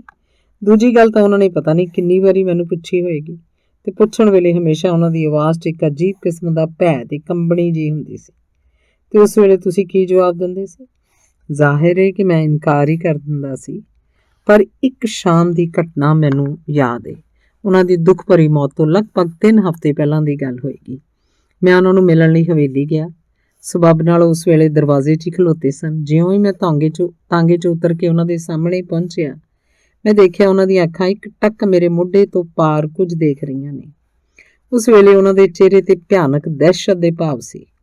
ਮੈਂ ਵੀ ਫੌਰਨ ਪਲਟ ਕੇ ਦੇਖਿਆ। ਮੈਨੂੰ ਇੱਕ ਅਜਿਹੀ ਝਲਕ ਦਿਖਾਈ ਦਿੱਤੀ ਜਿਵੇਂ ਕੋਈ ਕਾਲੇ ਰੰਗ ਦਾ ਜਵਾਨ ਬੱਚਾ ਸਾਹਮਣੇ ਲੰਘਿਆ ਹੋਵੇ। ਉਸ ਸਮੇਂ ਸਰ ਚਾਰਲਸ ਇੰਜ ਉਤੇਜਿਤ ਤੇ ਘਬਰਾਏ ਸਨ ਕਿ ਮੈਨੂੰ ਮਜਬੂਰਨ ਉਹ ਜਗ੍ਹਾ ਤੱਕ ਜਾ ਕੇ ਇੱਧਰ ਉੱਧਰ ਦੇਖਣਾ ਪਿਆ ਜਿੱਥੇ ਕਿ ਉਹ ਜਾਨਵਰ ਖੜਾ ਹੋਇਆ ਸੀ। ਕੁਛ ਨਜ਼ਰ ਆਇਆ ਤੁਹਾਨੂੰ? ਕੁਛ ਨਹੀਂ, ਉਹ ਗਾਇਬ ਹੋ ਚੁੱਕਿਆ ਸੀ। ਪਰ ਉਸ ਘਟਨਾ ਦਾ ਸਰ ਚਾਰਲਸ ਦੇ ਦਿਮਾਗ ਤੇ ਬਹੁਤ ਮਾੜਾ ਅਸਰ ਪਿਆ। ਮੈਂ ਸ਼ਾਮ ਢਲ ਜਾਣ ਪਿੱਛੋਂ ਵੀ ਕਾਫੀ ਦੇਰ ਤੱਕ ਉਹਨਾਂ ਦੇ ਨਾਲ ਰਿਹਾ। ਉਸ ਘਟਨਾ ਦਾ ਉਹਨਾਂ ਉੱਤੇ ਕਿੰਨਾ ਡੂੰਘਾ ਅਸਰ ਹੋਇਆ, ਇਹਦਾ ਅੰਦਾਜ਼ਾ ਤੁਸੀਂ ਇਸ ਗੱਲ ਤੋਂ ਲਾ ਸਕਦੇ ਹੋ ਕਿ ਉਸ ਰਾਤ ਉਹਨਾਂ ਨੇ ਪਹਿਲੀ ਵਾਰ ਮੈਨੂੰ ਇਸ ਰਹੱਸ ਦਾ ਰਾਜ਼ਦਾਰ ਬਣਾਇਆ ਤੇ ਉਹ ਦਸਤਾਵੇਜ਼ ਮੇਰੇ ਹਵਾਲੇ ਕਰ ਦਿੱਤਾ ਜਿਹੜਾ ਥੋੜ੍ਹੀ ਦੇਰ ਪਹਿਲਾਂ ਮੈਂ ਤੁਹਾਨੂੰ ਪੜ੍ਹ ਕੇ ਸੁਣਾਇਆ ਸੀ। ਇਹ ਘਟਨਾ ਮੈਂ ਤੁਹਾਨੂੰ ਇਸ ਲਈ ਸੁਣਾਈ ਕਿਉਂਕਿ ਮੈਨੂੰ ਲੱਗਦਾ ਹੈ ਕਿ ਇਸ ਦਾ ਸਰ ਚਾਰਲਸ ਦੀ ਦੁੱਖ ਭਰੀ ਮੌਤ ਨਾਲ ਜ਼ਰੂਰ ਕੋਈ ਡੂੰਘਾ ਸੰਬੰਧ ਹੈ। ਹਾਲਾਂਕਿ ਉਸ ਸਮੇਂ ਮੈਨੂੰ ਇਹ ਘਟਨਾ ਬਿਲਕੁਲ ਤੁੱਛ ਜਿਹੀ ਲੱਗੀ ਸੀ ਤੇ ਸਰ ਚਾਰਲਸ ਦੀ ਘਬਰਾਹਟ ਤੇ ਦਹਿਸ਼ਤ ਦੀ ਵੀ ਕੋਈ ਖਾਸ ਵਜ੍ਹਾ ਸਮਝ ਨਹੀਂ ਸੀ ਆਈ। ਉਸ ਪਿੱਛੋਂ ਕੀ ਹੋਇਆ? ਉਸ ਪਿੱਛੋਂ ਉਹਨਾਂ ਦੀ ਮਾਨਸਿਕ ਹਾਲਤ ਨੂੰ ਦੇਖਦਿਆਂ ਹੋਇਆਂ ਮੈਂ ਹੀ ਉਹਨਾਂ ਨੂੰ ਸਲਾਹ ਦਿੱਤੀ ਸੀ ਕਿ ਕੁਝ ਸਮੇਂ ਲਈ ਲੰਦਨ ਚਲੇ ਜਾਣ, ਕਿਉਂਕਿ ਮੈਨੂੰ ਉਹਨਾਂ ਦੇ ਦਿਲ ਦੀ ਬਿਮਾਰੀ ਬਾਰੇ ਪਤਾ ਸੀ। ਮੈਨੂੰ ਡਰ ਸੀ ਕਿ ਉੱਥੇ ਜਿਸ ਤਣਾਅ ਭਰੀ ਹਾਲਤ 'ਚ ਉਹ ਰਹਿ ਰਹੇ ਨੇ, ਉਹਦਾ ਕਾਰਨ ਭਾਵੇਂ ਕਿੰਨਾ ਹੀ ਬੇਤੁਕਾ ਸੀ, ਪਰ ਉਹਦਾ ਅਸਰ ਉਹਨਾਂ ਦੀ ਸਿਹਤ ਲਈ ਲਾਜ਼ਮੀ ਤੌਰ ਤੇ ਨੁਕਸਾਨਦੇਹ ਹੋ ਸਕਦਾ ਸੀ। ਮੈਂ ਸੋਚਦਾ ਸੀ ਕਿ ਕੁਝ ਮਹੀਨੇ ਜੇ ਉਹ ਸ਼ਹਿਰ ਦੀ ਗਹਿਮਾ ਗਹਿਮੀ 'ਚ ਰਹਿਣਗੇ ਤਾਂ ਉਹਨਾਂ ਦੇ ਦਿਮਾਗ 'ਚੋਂ ਇਹ ਸਾਰੀਆਂ ਬੇਤੁਕੀਆਂ ਗੱਲਾਂ ਨਿਕਲ ਜਾਣਗੀਆਂ ਤੇ ਬਿਲਕੁਲ ਪਹਿਲਾਂ ਵਾਂਗ ਨਵੇਂ ਸਿਰੇ ਤੋਂ ਤਰੋ-ਤਾਜ਼ਾ ਹੋ ਕੇ ਆਉਣਗੇ। ਮਿਸਟਰ ਸਟੇਪਲਟਨ, ਜਿਹੜੇ ਸਾਡੇ ਦੋਵਾਂ ਦੇ ਮਿੱਤਰ ਨੇ ਤੇ ਉਹਨਾਂ ਦੀ ਸਿਹਤ ਲਈ ਜ਼ਿਆਦਾ ਫਿਕਰਮੰਦ ਰਹਿੰਦੇ ਹਨ, ਉਹਨਾਂ ਨੇ ਵੀ ਮੇਰੇ ਇਸ ਸੁਝਾਅ ਦਾ ਸਮਰਥਨ ਕੀਤਾ ਸੀ। ਪਰ ਸਰ ਚਾਰਲਸ ਦੇ ਜਾਣ ਤੋਂ ਇੱਕ ਦਿਨ ਪਹਿਲਾਂ ਹੀ ਇਹ ਘਟਨਾ ਕਾਂਡ ਵਾਪਰ ਗਿਆ। ਇਸ ਵਾਰ ਕੋਈ ਸਵਾਲ ਨਾ ਕਰਕੇ ਹੋਮਸ ਨੇ ਸਿਰਫ ਹੁੰਗਾਰਾ ਜਿਹਾ ਭਰਿਆ। ਜਿਸ ਰਾਤ ਚਾਰਲਸ ਦੀ ਮੌਤ ਹੋਈ, ਡਾਕਟਰ ਮਾਰਟੀਮਰ ਨੇ ਅੱਗੇ ਕਹਿਣਾ ਸ਼ੁਰੂ ਕੀਤਾ, ਉਸੇ ਰਾਤ ਬਟਲਰ ਬੈਰੀਮੋਰ ਨੇ, ਜਿਹਨੇ ਕਿ ਲਾਸ਼ ਨੂੰ ਸਭ ਤੋਂ ਪਹਿਲਾਂ ਦੇਖਿਆ ਸੀ, ਉਹਨੇ ਘੋੜਿਆਂ ਦੀ ਦੇਖਭਾਲ ਕਰਨ ਵਾਲੇ ਸਈਸ ਪਰਕਿਸ ਨੂੰ ਫੌਰਨ ਮੇਰੇ ਕੋਲ ਭੇਜਿਆ ਤੇ ਮੈਂ ਕਿਉਂਕਿ ਰਾਤ ਦੇਰ ਤੱਕ ਕੰਮ ਕਰਦੇ ਰਹਿਣ ਦੇ ਕਾਰਨ ਉਸ ਸਮੇਂ ਜਾਗ ਰਿਹਾ ਸੀ, ਇਸ ਲਈ 1 ਘੰਟੇ ਦੇ ਅੰਦਰ ਹੀ ਬਾਸਕਰਵਿਲਾ ਹਾਲ ਪਹੁੰਚ ਗਿਆ। ਮੈਂ ਉਹਨਾਂ ਸਾਰੀਆਂ ਗੱਲਾਂ ਨੂੰ ਆਪਣੀ ਅੱਖੀਂ ਵੇਖਿਆ ਜਿਨ੍ਹਾਂ ਦਾ ਜ਼ਿਕਰ ਅਖਬਾਰ ਵਿੱਚ ਵੀ ਕੀਤਾ ਗਿਆ। ਮੈਂ ਪੈਰਾਂ ਦੇ ਨਿਸ਼ਾਨਾਂ ਦਾ ਪਿੱਛਾ ਕਰਦਾ ਹੋਇਆ ਰੁੱਖਾਂ ਵਿਚਕਾਰ ਬਣੇ ਉਸ ਰਸਤੇ ਤੱਕ ਪਹੁੰਚਿਆ। ਮੈਂ ਜੰਗਲ ਵੱਲ ਖੁੱਲਣ ਵਾਲੇ ਉਸ ਦਰਵਾਜ਼ੇ ਨੇੜਲੀ ਉਹ ਜਗ੍ਹਾ ਵੀ ਦੇਖੀ ਜਿੱਥੇ ਸਰ ਚਾਰਲਸ ਕੁਝ ਦੇਰ ਖੜੇ ਰਹੇ ਸਨ। ਮੈਂ ਪੈਰਾਂ ਦੇ ਨਿਸ਼ਾਨਾਂ 'ਚ ਆਏ ਉਸ ਬਦਲਾਅ ਨੂੰ ਵੀ ਨੋਟ ਕੀਤਾ ਜਿਹੜਾ ਉਹਨਾਂ ਦੇ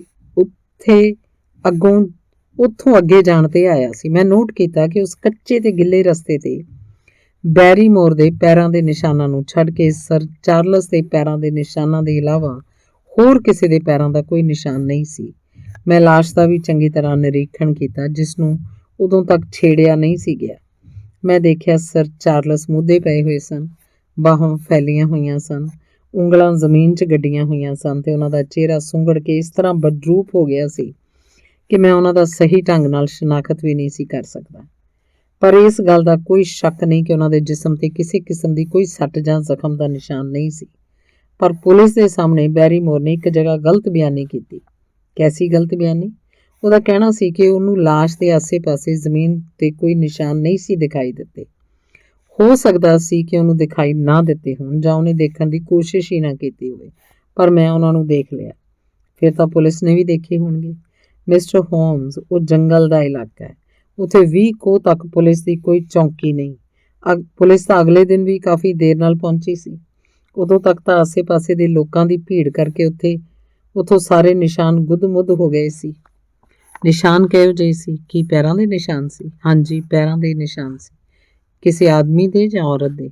ਡਾਕਟਰ ਮਾਰਮਿਟਰ ਨੇ ਅਜੀਬ ਨਜ਼ਰਾਂ ਨਾਲ ਸਾਡੇ ਵੱਲ ਵੇਖਿਆ ਤੇ ਫਿਰ ਜਦੋਂ ਉਹਨੇ ਜਵਾਬ ਦਿੱਤਾ ਤਾਂ ਉਹਦੀ ਆਵਾਜ਼ ਕੰਬ ਰਹੀ ਸੀ, ਜਿਵੇਂ ਉਹਨਾਂ ਨਿਸ਼ਾਨਾਂ ਨੂੰ ਯਾਦ ਕਰਕੇ ਉਹਨੂੰ ਅਚਾਨਕ ਕਾਂਬਾ ਛਿੜ ਪਿਆ ਹੋਵੇ। ਮਿਸਟਰ ਹੋਮਸ, ਉਹ ਪੈਰਾਂ ਦੇ ਨਿਸ਼ਾਨ ਕਿਸੇ ਇਨਸਾਨ ਦੇ ਨਹੀਂ, ਬਲਕਿ ਇੱਕ ਬਹੁਤ ਵੱਡੇ ਵਿਸ਼ਾਲ ਕੱਦ-ਕਾਠ ਦੇ ਕੁੱਤੇ ਦੇ ਸਨ। ਕਹਿੰਦਿਆਂ ਹੋਇਆਂ ਡਾਕਟਰ ਦੀ ਕੰਬਦੀ ਆਵਾਜ਼ ਫੁਸਫੁਸਾ ਗਈ ਸੀ। ਤੀਸਰਾ ਅੰਗ, ਉਲਝੀ ਹੋਈ ਸਮੱਸਿਆ। ਇਹ ਸਵੀਕਾਰ ਕਰਨ 'ਚ ਮੈਨੂੰ ਕੋਈ ਹਿਚਕ ਨਹੀਂ ਹੈ ਕਿ ਉਹਨਾਂ ਸ਼ਬਦਾਂ ਨੂੰ ਸੁਣਦੇ ਹੀ ਮੈਨੂੰ ਇੱਕ ਧੁਰਤੜੀ ਜਿਹੀ ਆਈ ਸੀ। ਖੁਦ ਡਾਕਟਰ ਦੀ ਆਵਾਜ਼ ਵਿੱਚ ਵੀ ਕੁਝ ਅਜਿਹਾ ਰੋਮਾਂਚ ਸੀ ਜਿੱਥੋਂ ਮਹਿਸੂਸ ਹੁੰਦਾ ਸੀ ਕਿ ਜੋ ਕੁਝ ਉਹਨੇ ਸਾਨੂੰ ਦੱਸਿਆ ਹੈ ਉਹ ਤੋਂ ਖੁਦ ਵੀ ਬੁਰੀ ਤਰ੍ਹਾਂ ਡਰਿਆ ਹੋਇਆ ਸੀ। ਹੋਮਸ ਵੀ ਆਪਣੀ ਉਤੇਜਨਾ ਕਾਰਨ ਝਟਕੇ ਨਾਲ ਅੱਗੇ ਵੱਲ ਝੁਕ ਆਇਆ ਸੀ। ਉਸ ਸਮੇਂ ਉਹਦੀਆਂ ਅੱਖਾਂ ਇੱਕ ਠੋਸ ਹੀਰੇ ਦੀ ਚਮਕ ਵਾਂਗ ਝਿਲਮਿਲਾ ਰਹੀਆਂ ਸਨ, ਜਿਹੜੀ ਉਹਨਾਂ ਵਿੱਚ ਉਦੋਂ ਹੀ ਆਉਂਦੀ ਸੀ ਜਦੋਂ ਕਿਸੇ ਮਾਮਲੇ 'ਚ ਦਿਲਚਸਪੀ ਲੈਣ ਲਈ ਬੇਹੱਦ ਉਤਸੁਕ ਹੁੰਦਾ ਸੀ। ਸੱਚ ਕਹਿ ਰਹੇ ਹੋ? ਹੋਮਸ ਨੇ ਡਾਕਟਰ ਨੂੰ ਪੁੱਛਿਆ। ਤੁਸੀਂ ਆਪਣੀਆਂ ਅੱਖਾਂ ਨਾਲ ਉਹਨਾਂ ਨਿਸ਼ਾਨਾਂ ਨੂੰ ਦੇਖਿਆ ਸੀ? ਬਿਲਕੁਲ ਉਸੇ ਤਰ੍ਹਾਂ ਜਿਸ ਤਰ੍ਹਾਂ ਕਿ ਮੈਂ ਇਸ ਵੇਲੇ ਤੁਹਾਨੂੰ ਦੇਖ ਰਿਹਾ। ਤੇ ਇਸ ਬਾਰੇ ਤੁਸੀਂ ਕਿਸੇ ਨੂੰ ਕੁਝ ਨਹੀਂ ਦੱਸਿਆ? ਫਾਇਦਾ ਵੀ ਕੀ ਸੀ? ਪਰ ਇਹ ਕਿੰਜ ਸੰਭਵ ਹੋ ਸਕਦਾ ਹੈ ਕਿ ਤੁਹਾਡੇ ਇਲਾਵਾ ਕਿਸੇ ਹੋਰ ਨੇ ਉਹਨਾਂ ਨਿਸ਼ਾਨਾਂ ਨੂੰ ਨਹੀਂ ਦੇਖਿਆ? ਉਹ ਨਿਸ਼ਾਨ ਲਾਸ਼ ਤੋਂ ਤਕਰੀਬਨ 20 ਗਜ਼ ਦੀ ਦੂਰੀ ਤੇ ਸਨ, ਇਸ ਲਈ ਕਿਸੇ ਦਾ ਧਿਆਨ ਇਸ ਪਾਸੇ ਨਹੀਂ ਜਾਂਦਾ। ਮੇਰਾ ਵੀ ਨਹੀਂ ਜਾਣਾ ਸੀ ਜੇ ਮੈਨੂੰ ਉਸ ਕੁੱਤੇ ਵਾਲੇ ਕਿੱਸੇ ਦੀ ਜਾਣਕਾਰੀ ਪਹਿਲਾਂ ਤੋਂ ਹੀ ਨਾ ਹੁੰਦੀ। ਜੰਗਲ ਦੇ ਉਸ ਇਲਾਕੇ 'ਚ ਭੇਡ ਬੱਕਰੀਆਂ ਪਾਲਣ ਵਾਲੇ ਚਰਵਾਇਆਂ ਕੋਲ ਵੀ ਤਾਂ ਬਹੁਤ ਸਾਰੇ ਕੁੱਤੇ ਹੋਣਗੇ, ਬਿਨਾਂ ਸ਼ੱਕ ਹਨ, ਪਰ ਉਹ ਕੋਈ ਚਰਵਾਇਆਂ ਦੇ ਕੁੱਤਿਆਂ ਵਰਗਾ ਨਹੀਂ ਸੀ। ਤੁਹਾਡਾ ਕਹਿਣਾ ਹੈ ਕਿ ਉਹ ਕੁੱਤੇ ਦੇ ਪੰਜਿਆਂ ਦੇ ਨਿਸ਼ਾਨ ਕਾਫੀ ਵੱਡੇ ਸੀ? ਸਿਰਫ ਵੱਡੇ ਹੀ ਨਹੀਂ ਸੀ, ਬਲਕਿ ਬਹੁਤ ਹੀ ਵੱਧ ਵੱਡੇ ਸੀ, ਵਿਸ਼ਾਲ ਆਕਾਰ ਦੇ। ਪਰ ਲਾਸ਼ ਦੇ ਨੇੜੇ ਤੱਕ ਨਹੀਂ ਪਹੁੰਚੇ ਸੀ? ਜੀ ਨਹੀਂ। ਉਸ ਰਾਤ ਮੌਸਮ ਕੈਸਾ ਸੀ? ਹਵਾ 'ਚ ਨਮੀ ਸੀ, ਥੋੜੇ ਬਹੁਤ ਬੱਦਲ ਵੀ ਛਾਏ ਸੀ, ਪਰ ਬਾਰਿਸ਼ ਨਹੀਂ ਹੋ ਰਹੀ ਸੀ? ਜੀ ਨਹੀਂ। ਤੇ ਉਸ ਰਸਤੇ ਦੀ ਸਥਿਤੀ ਕੀ ਹੈ? ਉਹ ਲਗਭਗ 8 ਫੁੱਟ ਚੌੜਾ ਰਸਤਾ ਹੈ।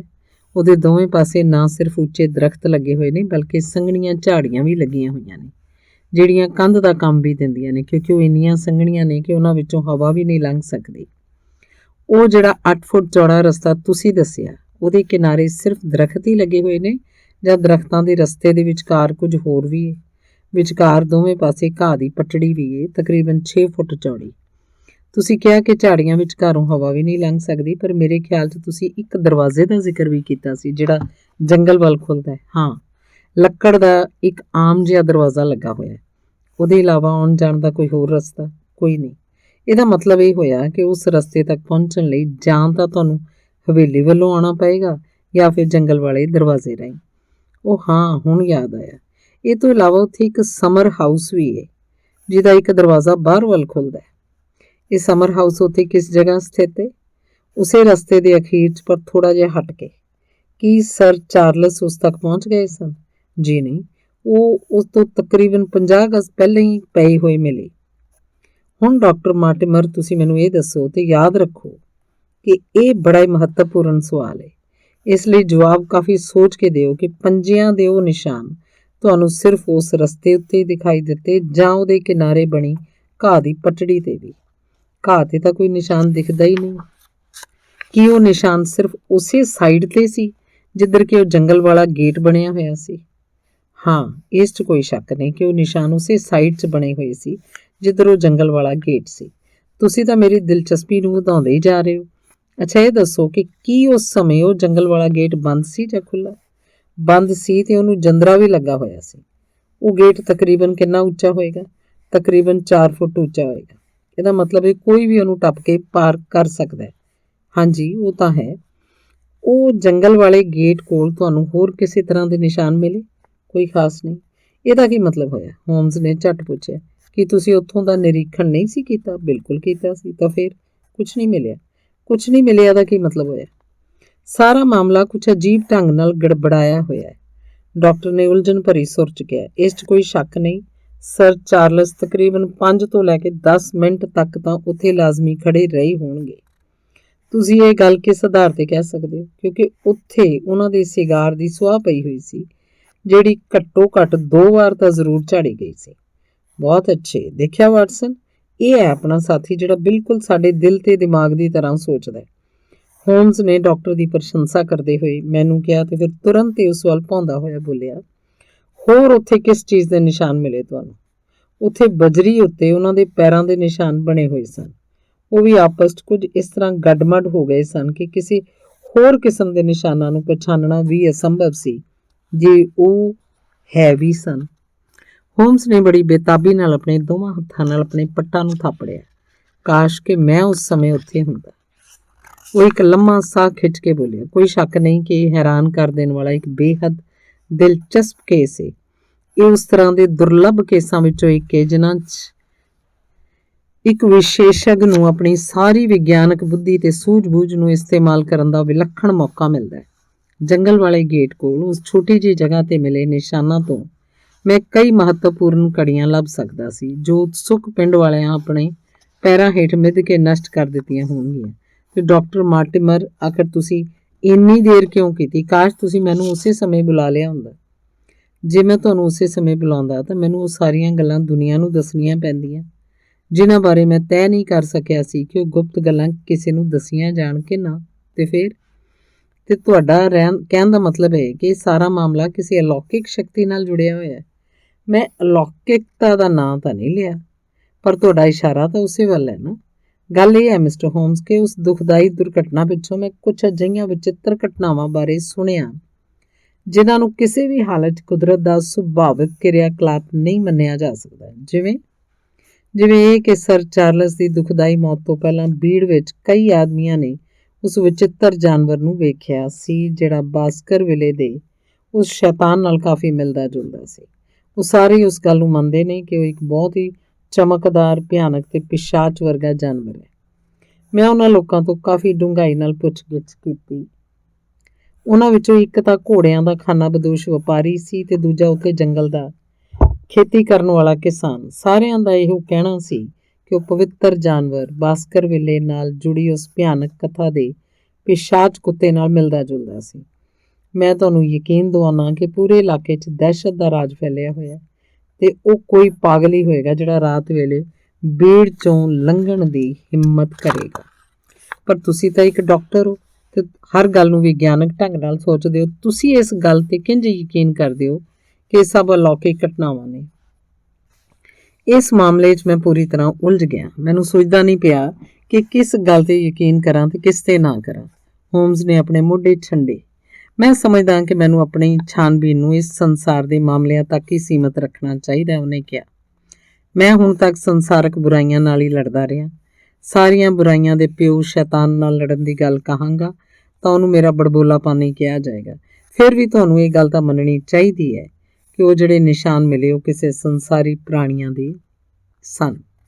ਸਭ ਤੋਂ ਪਹਿਲਾਂ ਕੁੱਤਾ ਜਿਹੜਾ ਇੱਕ ਆਦਮੀ ਦਾ ਗਲਾ ਝੰਜੋੜ ਕੇ ਖਾ ਗਿਆ ਸੀ, ਉਹ ਵੀ ਇੱਕ ਸੰਸਾਰੀ ਪ੍ਰਾਣੀ ਸੀ। ਫਿਰ ਵੀ ਦੇਖਣ ਵਾਲਿਆਂ ਨੇ ਉਹਨੂੰ ਪਿਸ਼ਾਚ ਹੀ ਸਮਝਿਆ ਸੀ। ਤੁਹਾਡੀਆਂ ਗੱਲਾਂ ਤੋਂ ਲੱਗਦਾ ਹੈ ਕਿ ਤੁਸੀਂ ਅਲੌਕਿਕਤਾ 'ਚ ਵਿਸ਼ਵਾਸ ਕਰਨ ਲੱਗੇ ਹੋ। ਪਰ ਡਾਕਟਰ ਮਾਰਟੀਮਰ, ਹੁਣ ਤੁਸੀਂ ਮੈਨੂੰ ਇਹ ਦੱਸੋ ਕਿ ਜੇ ਤੁਹਾਡੇ ਇਹੋ ਵਿਚਾਰ ਨੇ ਤਾਂ ਫਿਰ ਮੇਰੇ ਕੋਲ ਕੀ ਕਰਨਾ ਹੈ? ਜੀ, ਸੁਣ ਕੇ ਡਾਕਟਰ ਤਰਬ ਗਿਆ। ਤੁਸੀਂ ਦੋ ਵਿਰੋਧੀ ਗੱਲਾਂ ਇੱਕੋ ਸਮੇਂ ਕਹਿ ਰਹੇ ਹੋ। ਇੱਕ ਪਾਸੇ ਤੁਸੀਂ ਮੇਰੇ ਉੱਤੇ ਇਹ ਪ੍ਰਭਾਵ ਪਾ ਰਹੇ ਹੋ ਕਿ ਸਰ ਚਾਰਲਸ ਦੀ ਮੌਤ ਦੀ ਛਾਣਬੀਨ ਕਰਨ ਦਾ ਕੋਈ ਫਾਇਦਾ ਨਹੀਂ ਹੈ। ਦੂਜੇ ਪਾਸੇ ਤੁਸੀਂ ਚਾਹੁੰਦੇ ਹੋ ਕਿ ਮੈਂ ਛਾਣਬੀਨ ਕਰਾਂ। ਮੈਂ ਇੰਜ ਨਹੀਂ ਕਿਹਾ ਕਿ ਤੁਸੀਂ ਛਾਣਬੀਨ ਕਰੋ। ਫਿਰ ਤੁਸੀਂ ਮੇਰੇ ਕੋਲ ਕੀ ਕਰਨਾ ਹੈ? ਮੈਂ ਤੁਹਾਤੋਂ ਇਹ ਸਲਾਹ ਲੈਣ ਲਈ ਆਇਆ ਕਿ ਹੁਣ ਮੈਨੂੰ ਸਰ ਹੈਨਰੀ ਬਾਸਕਰਵਿਲੇ ਨੂੰ ਕਿਸ ਤਰ੍ਹਾਂ ਸੰਭਾਲਣਾ ਚਾਹੀਦਾ ਹੈ। ਜੋ ਕਿ ਡਾਕਟਰ ਮਾਰਟਿਨ ਨੇ ਥੋੜ੍ਹਾ ਰੁਕ ਕੇ ਆਪਣੀ ਘੜੀ ਵੱਲ ਦੇਖਿਆ, ਫਿਰ ਬੋਲਿਆ, ਜੋ ਕਿ ਹੁਣ ਤੋਂ ਪੂਰੇ 1 ਘੰਟੇ ਤੇ 15 ਮਿੰਟ ਬਾਅਦ ਵਾਟਰਲੂ ਸਟੇਸ਼ਨ ਤੇ ਪਹੁੰਚ ਜਾਣਗੇ। ਸਰ ਚਾਰਲਸ ਦੇ ਵਾਰਸ ਦੇ ਰੂਪ ਵਿੱਚ? ਹਾਂਜੀ, ਸਰ ਚਾਰਲਸ ਦੀ ਮੌਤ ਪਿੱਛੋਂ ਅਸੀਂ ਉਹਨਾਂ ਦੇ ਇਸ ਨੌਜਵਾਨ ਵਾਰਸ ਦਾ ਪਤਾ ਲਾਇਆ ਜਿਹੜਾ ਕੈਨੇਡਾ 'ਚ ਰਹਿ ਰਹੇ ਸੀ। ਉੱਥੇ ਕੀ ਕਰਦੇ ਸੀ? ਫਾਰਮਿੰਗ ਕਰ ਰਹੇ ਸੀ, ਡਾਕਟਰ ਬੋਲਿਆ। ਉਹਨਾਂ ਬਾਰੇ ਜੋ ਕੁਝ ਜਾਣਕਾਰੀ ਵੀ ਮੈਨੂੰ ਹਾਸਲ ਹੋਈ ਉਹ ਤੋਂ ਪਤਾ ਲੱਗਦਾ ਹੈ ਕਿ ਉਹ ਹਰ ਤਰ੍ਹਾਂ ਇੱਕ ਬਹੁਤ ਵਧੀਆ ਇਨਸਾਨ ਨੇ। ਇਹ ਗੱਲ ਮੈਂ ਡਾਕਟਰ ਹੋਣ ਕਰਕੇ ਨਹੀਂ ਬਲਕਿ ਸਰ ਚਾਰਲਸ ਦੀ ਵਸੀਅਤ ਦੇ ਕਾਰਜਵਾਹਕ ਟਰਸਟੀ ਵਜੋਂ ਕਹਿ ਰਿਹਾ। ਮੈਂ ਸਮਝਦਾ ਕਿਸੇ ਹੋਰ ਆਦਮੀ ਨੇ ਸਾਹਮਣੇ ਆ ਕੇ ਆਪਣਾ ਹੱਕ ਜਤਾਉਣ ਦੀ ਕੋਸ਼ਿਸ਼ ਨਹੀਂ ਕੀਤੀ ਜਾਂ ਕਿਸੇ ਨੇ ਕੀਤੀ, ਜੀ ਨਹੀਂ। ਪਰ ਸਰ ਚਾਰਲਸ ਦੇ ਜਿਸ ਦੂਜੇ ਨਜ਼ਦੀਕੀ ਰਿਸ਼ਤੇਦਾਰ ਦਾ ਪਤਾ ਲਾਉਣ 'ਚ ਅਸੀਂ ਕਾਮਯਾਬ ਹੋਏ ਉਹ ਰੋਜਰ ਬਾਸਕਰਵਿਲੇ ਸੀ, ਜਿਹੜਾ ਉਹਨਾਂ 3 ਭਰਾਵਾਂ 'ਚੋਂ ਸਭ ਤੋਂ ਛੋਟਾ ਸੀ। ਸਰ ਚਾਰਲਸ ਉਹਨਾਂ ਵਿੱਚ ਸਭ ਤੋਂ ਵੱਡੇ ਸੀ। ਦੂਜਾ ਭਰਾ ਜਿਹੜਾ ਆਪਣੀ ਜਵਾਨੀ 'ਚ ਹੀ ਮਰ ਗਿਆ ਸੀ ਉਹ ਇਸ ਨੌਜਵਾਨ ਹੈਨਰੀ ਦਾ ਪਿਓ ਸੀ। ਰੋਜਰ ਬਾਰੇ ਕਿਹਾ ਜਾਂਦਾ ਹੈ ਕਿ ਬੜਾ ਹੀ ਦੁਸ਼ਟ ਸੁਭਾਅ ਦਾ, ਬਿਲਕੁਲ ਆਪਣੇ ਵਡੇਰੇ ਹਿਊਗੋ ਬਾਸਕਰਵਿਲੇ ਦਾ ਦੂਜਾ ਰੂਪ। ਆਪਣੇ ਪਾਪਾਂ ਤੇ ਅਪਰਾਧਾਂ ਕਾਰਨ ਜਦੋਂ ਇੰਗਲੈਂਡ 'ਚ ਉਹਨੂੰ ਫੜੇ ਜਾਣ ਦਾ ਖਤਰਾ ਮਹਿਸੂਸ ਹੋਇਆ ਤਾਂ ਮੱਧ ਅਮਰੀਕਾ ਵੱਲ ਭੱਜ ਗਿਆ। ਉੱਥੇ ਸਨ 1876 ਵਿੱਚ ਪੀਲੀਏ ਨਾਲ ਉਹਦੀ ਮੌਤ ਹੋ ਗਈ। ਹੈਨਰੀ ਬਾਸਕਰਵਿਲੇ ਪਰਿਵਾਰ ਦਾ ਅੰਤਮ ਵੰਸ਼ਜ ਹੈ। ਲਗਭਗ ਘੰਟੇ ਕੁ ਬਾਅਦ ਮੈਂ ਉਹਨੂੰ ਵਾਟਰਲੂ ਸਟੇਸ਼ਨ ਤੇ ਜਾ ਕੇ ਮਿਲਣਾ ਹੈ। ਉਹਨੇ ਮੈਨੂੰ ਇੱਕ ਤਾਰ ਦੁਆਰਾ ਆਪਣੇ ਆਉਣ ਦੀ ਖਬਰ ਭੇਜੀ ਸੀ। ਮੇਰੀ ਸਮਝ 'ਚ ਨਹੀਂ ਆ ਰਿਹਾ ਕਿ ਮੈਂ ਕੀ ਕਰਾਂ। ਤੁਸੀਂ ਮੈਨੂੰ ਸਲਾਹ ਦਿਓ ਕਿ ਕੀ ਮੈਨੂੰ ਉਹਨੂੰ ਬਾਸਕਰਵਿਲੇ ਹਾਲ ਲੈ ਜਾਣਾ ਚਾਹੀਦਾ ਹੈ ਜਾਂ ਨਹੀਂ। ਤੁਸੀਂ ਉਹਨੂੰ ਉਹਦੇ ਵਡੇਰਿਆਂ ਦੇ ਘਰ 'ਚ ਕਿਉਂ ਨਹੀਂ ਲੈ ਜਾਣਾ ਚਾਹੁੰਦੇ? ਕਿਉਂਕਿ ਜਿਹੜਾ ਬਾਸਕਰਵਿਲੇ ਵੀ ਉੱਥੇ ਗਿਆ ਉਹੀ ਭਿਆਨਕ ਘਟਨਾ ਦਾ ਸ਼ਿਕਾਰ ਹੋਇਆ। ਮੈਨੂੰ ਪੱਕਾ ਯਕੀਨ ਹੈ ਕਿ ਜੇ ਆਪਣੀ ਮੌਤ ਤੋਂ ਪਹਿਲਾਂ ਸਰ ਚਾਰਲਸ ਨੂੰ ਮੇਰੇ ਨਾਲ ਗੱਲ ਕਰਨ ਦਾ ਮੌਕਾ ਮਿਲਿਆ ਹੁੰਦਾ ਤਾਂ ਉਹਨਾਂ ਨੇ ਮੈਨੂੰ ਪੱਕੇ ਤੌਰ ਤੇ ਇਹ ਚੇਤਾਵਨੀ ਦਿੱਤੀ ਹੁੰਦੀ ਕਿ ਮੈਂ ਉਹਨਾਂ ਦੇ ਪ੍ਰਾਚੀਨ ਪਰਿਵਾਰ ਦੀ ਇਸ ਇਕਲੌਤੀ ਅੰਸ਼ ਨੂੰ ਤੇ ਉਹਨਾਂ ਦੀ ਬੇਸ਼ੁਮਾਰ ਦੌਲਤ ਦੇ ਵਾਰਸ ਨੂੰ ਉਸ ਮਨਹੂਸ ਹਵੇਲੀ ਤੱਕ ਕਿਸੇ ਵੀ ਹਾਲਤ 'ਚ ਨਾ ਲੈ ਕੇ ਜਾਵਾਂ। ਪਰ ਉਸ ਪਿਛੜੇ ਤੇ ਗਰੀਬ ਇਲਾਕੇ ਦੀ ਤਰੱਕੀ ਲਈ ਤੇ ਸਰ ਚਾਰਲਸ ਦੇ ਅਧੂਰੇ ਕੰਮਾਂ ਨੂੰ ਪੂਰਾ ਕਰਨ ਲਈ ਇਹ ਬੜਾ ਜ਼ਰੂਰੀ ਹੈ ਕਿ ਇਹ ਨੌਜਵਾਨ ਉੱਥੇ ਜਾ ਕੇ ਰਹੇ। ਜੇ ਹਵੇਲੀ ਖਾਲੀ ਪਈ ਰਹੀ ਤਾਂ ਸਰ ਚਾਰਲਸ ਦੁਆਰਾ ਸ਼ੁਰੂ ਕੀਤੇ ਗਏ ਸਾਰੇ ਦੇ ਸਾਰੇ ਕੰਮ ਠੱਪ ਪਏ ਰਹਿਣਗੇ। ਮੈਂ ਬੁਰੀ ਤਰ੍ਹਾਂ ਸ਼ੰਕਿਆ 'ਚ ਫਸਿਆ ਹੋਇਆ ਕਿਉਂਕਿ ਮੈਂ ਸਰ ਹੈਨਰੀ ਨੂੰ ਕਿਸੇ ਤਰ੍ਹਾਂ ਦੇ ਖਤਰੇ 'ਚ ਨਹੀਂ ਪਾਉਣਾ ਚਾਹੁੰਦਾ ਤੇ ਇਹ ਵੀ ਨਹੀਂ ਚਾਹੁੰਦਾ ਕਿ ਉਹ ਸਾਰੇ ਦੇ ਸਾਰੇ ਕੰਮ ਠੱਪ ਰਹਿਣ ਜਿਨ੍ਹਾਂ ਉੱਤੇ ਉਹ ਸਾਰੇ ਇਲਾਕੇ ਉੱਥੋਂ ਦੇ ਵਾਸੀਆਂ ਦੀ ਤਰੱਕੀ ਨਿਰਭਰ। ਮੇਰਾ ਦਿਮਾਗ ਘੜੀ ਦੇ ਪੈਂਡੂਲਮ ਵਾਂਗ ਇੱਧਰ ਉੱਧਰ ਝੂਲ ਰਿਹਾ। ਕੁਝ ਸਮਝ ਨਹੀਂ ਆ ਰਿਹਾ ਕਿ ਕੀ ਕਰਾਂ। ਇਸੇ ਲਈ ਮੈਂ ਤੁਹਾਡੇ ਕੋਲ ਆਇਆ ਤੇ ਤੁਸੀਂ ਮੈਨੂੰ ਸਲਾਹ ਦਿਓ ਕਿ ਵਰਤਮਾਨ ਸਥਿਤੀ 'ਚ ਮੈਨੂੰ ਕੀ ਕਰਨਾ ਚਾਹੀਦਾ। ਹੋਮਸ ਸੋਚ ਸਾਗਰ ਵਿੱਚ ਖੁੱਬਾ ਪਤਾ ਨਹੀਂ ਕੀ ਸੋਚਦਾ ਰਿਹਾ। ਜੇ ਤੁਹਾਡੀ ਗੱਲ ਨੂੰ ਸਰਲ ਸ਼ਬਦਾਂ 'ਚ ਕਿਹਾ ਜਾਏ, ਥੋੜ੍ਹੀ ਦੇਰ ਬਾਅਦ ਉਹ ਬੋਲਿਆ, ਤਾਂ ਤੁਹਾਡੇ ਖਿਆਲ 'ਚ ਉੱਥੇ ਕੁਝ ਸ਼ੈਤਾਨੀ ਸ਼ਕਤੀਆਂ ਕੰਮ ਕਰ ਰਹੀਆਂ ਨੇ ਜਿਸ ਕਰਕੇ ਬਾਸਕਰਵਿਲੇ ਵੰਸ਼ ਦੇ ਕਿਸੇ ਵੀ ਵਿਅਕਤੀ ਦਾ ਉਹ ਹਵੇਲੀ 'ਚ ਜਾ ਕੇ ਰਹਿਣਾ ਖਤਰੇ ਤੋਂ ਖਾਲੀ ਨਹੀਂ ਹੈ। ਤੁਹਾਡੇ ਮਨ 'ਚ ਇਹੋ ਗੱਲ ਹੈ ਨਾ? ਇਹਦੇ ਨਾਲ ਹੀ ਇਹ ਵੀ ਕਹਿਣਾ ਚਾਹਾਂਗਾ ਕਿ ਜਿਹੜੀਆਂ ਘਟਨਾਵਾਂ ਉੱਥੇ ਵਾਪਰੀਆਂ ਨੇ ਉਹਨਾਂ ਦੇ ਆਧਾਰ ਤੇ ਮੇਰੀ ਇਹ ਸ਼ੰਕਾ ਬਿਲਕੁਲ ਫਜ਼ੂਲ ਹੀ ਵੀ ਨਹੀਂ ਹੈ। ਮੰਨ ਲਿਆ ਤੁਹਾਡੀ ਗੱਲ, ਪਰ ਜੇ ਤੁਹਾਡੀ ਇਸ ਸ਼ੈਤਾਨੀ ਸ਼ਕਤੀਆਂ ਵਾਲੀ ਗੱਲ ਨੂੰ ਮੰਨ ਲਿਆ ਜਾਂਦਾ ਹੈ ਤਾਂ ਇਸ ਗੱਲ ਨੂੰ ਮੰਨਣਾ ਪਏਗਾ ਕਿ ਤੁਹਾਡਾ ਇਹ ਨੌਜਵਾਨ ਵਾਰਸ ਲੰਦਨ ਵਰਗੇ ਸ਼ਹਿਰ 'ਚ ਵੀ ਓਨਾ ਹੀ ਅਸੁਰੱਖਿਅਤ ਰਹੇਗਾ ਜਿੰਨਾ ਕਿ ਡੇਵਨਸ਼ਾਇਰ ਦੇ ਉਸ ਇਲਾਕੇ 'ਚ, ਕਿਉਂਕਿ ਇਹ ਮੰਨਣਾ ਬੜਾ ਮੁਸ਼ਕਿਲ ਹੈ ਕਿ ਇਹੋ ਜਿਹੀਆਂ ਭਿਆਨਕ ਤੇ ਅਲੌਕਿਕ ਸ਼ਕਤੀਆਂ ਕਿਸੇ ਭੌਤਿਕ ਇਲਾਕੇ ਦੀ ਹੱਦ 'ਚ ਕੈਦ ਹੋ ਕੇ ਰਹਿੰਦੀਆਂ ਹੋਣਗੀਆਂ। ਫਿਰ ਸ਼ਾਇਦ ਤੁਸੀਂ ਇੰਝ ਨਾ ਕਹਿੰਦੇ ਜੇ ਤੁਸੀਂ ਖੁਦ ਇਹ ਘਟਨਾਵਾਂ ਦੇਖੀਆਂ ਹੁੰਦੀਆਂ। ਪਰ ਤੁਸੀਂ ਜਿਹੜੀ ਗੱਲ ਆਖੀ ਏ ਉਹਨੂੰ ਜਿੱਥੋਂ ਤੱਕ ਮੈਂ ਸਮਝਦਾ ਉਹਦਾ ਮਤਲਬ ਇਹੀ ਹੈ ਕਿ ਉਹ ਨੌਜਵਾਨ ਡੇਵਨਸ਼ਾਇਰ 'ਚ ਵੀ ਓਨਾ ਹੀ ਸੁਰੱਖਿਅਤ ਹੈ ਜਿੰਨਾ ਕਿ ਲੰਦਨ 'ਚ। ਉਹ ਹੁਣ ਲਗਭਗ 50 ਮਿੰਟਾਂ 'ਚ ਸਟੇਸ਼ਨ ਤੇ ਪਹੁੰਚ ਜਾਏਗਾ। ਹੁਣ ਤੁਸੀਂ ਇਹ ਦੱਸੋ ਕਿ ਮੈਨੂੰ ਕੀ ਕਰਨਾ ਚਾਹੀਦਾ ਹੈ? ਕਰਨਾ ਕੀ ਚਾਹੀਦਾ? ਹੁਣ ਤੁਸੀਂ ਇੱਥੋਂ ਜਾਓ ਤੇ ਆਪਣੇ ਉਸ ਸਪੇਨੀਅਲ ਕੁੱਤੇ ਨੂੰ ਵੀ ਨਾਲ ਲੈ ਜਾਓ ਜਿਹੜਾ ਮੇਰੇ ਬਾਹਰਲੇ ਦਰਵਾਜ਼ੇ ਨੂੰ ਖੁਰਚ ਰਿਹਾ। ਇੱਕ ਬੱਗੀ 'ਚ ਸਵਾਰ ਹੋ ਕੇ ਸਿੱਧੇ ਵਾਟਰਲੂ ਸਟੇਸ਼ਨ ਪਹੁੰਚੋ ਤੇ ਸਰ ਹੈਨਰੀ ਬਾਸਕਰਵਿਲੇ ਨੂੰ ਮਿਲੋ। ਉਸ ਪਿੱਛੋਂ ਤੁਸੀਂ ਇਸ ਮਾਮਲੇ ਬਾਰੇ ਉਦੋਂ ਤੱਕ ਗੱਲ ਨਾ ਕਰਨਾ ਜਦੋਂ ਤੱਕ ਕਿ ਮੈਂ ਦਿਮਾਗੀ ਤੌਰ ਤੇ ਇਸ ਸਾਰੇ ਮਾਮਲੇ ਨੂੰ ਚੰਗੀ ਤਰ੍ਹਾਂ ਨਹੀਂ ਸਮਝ ਲੈਂਦਾ।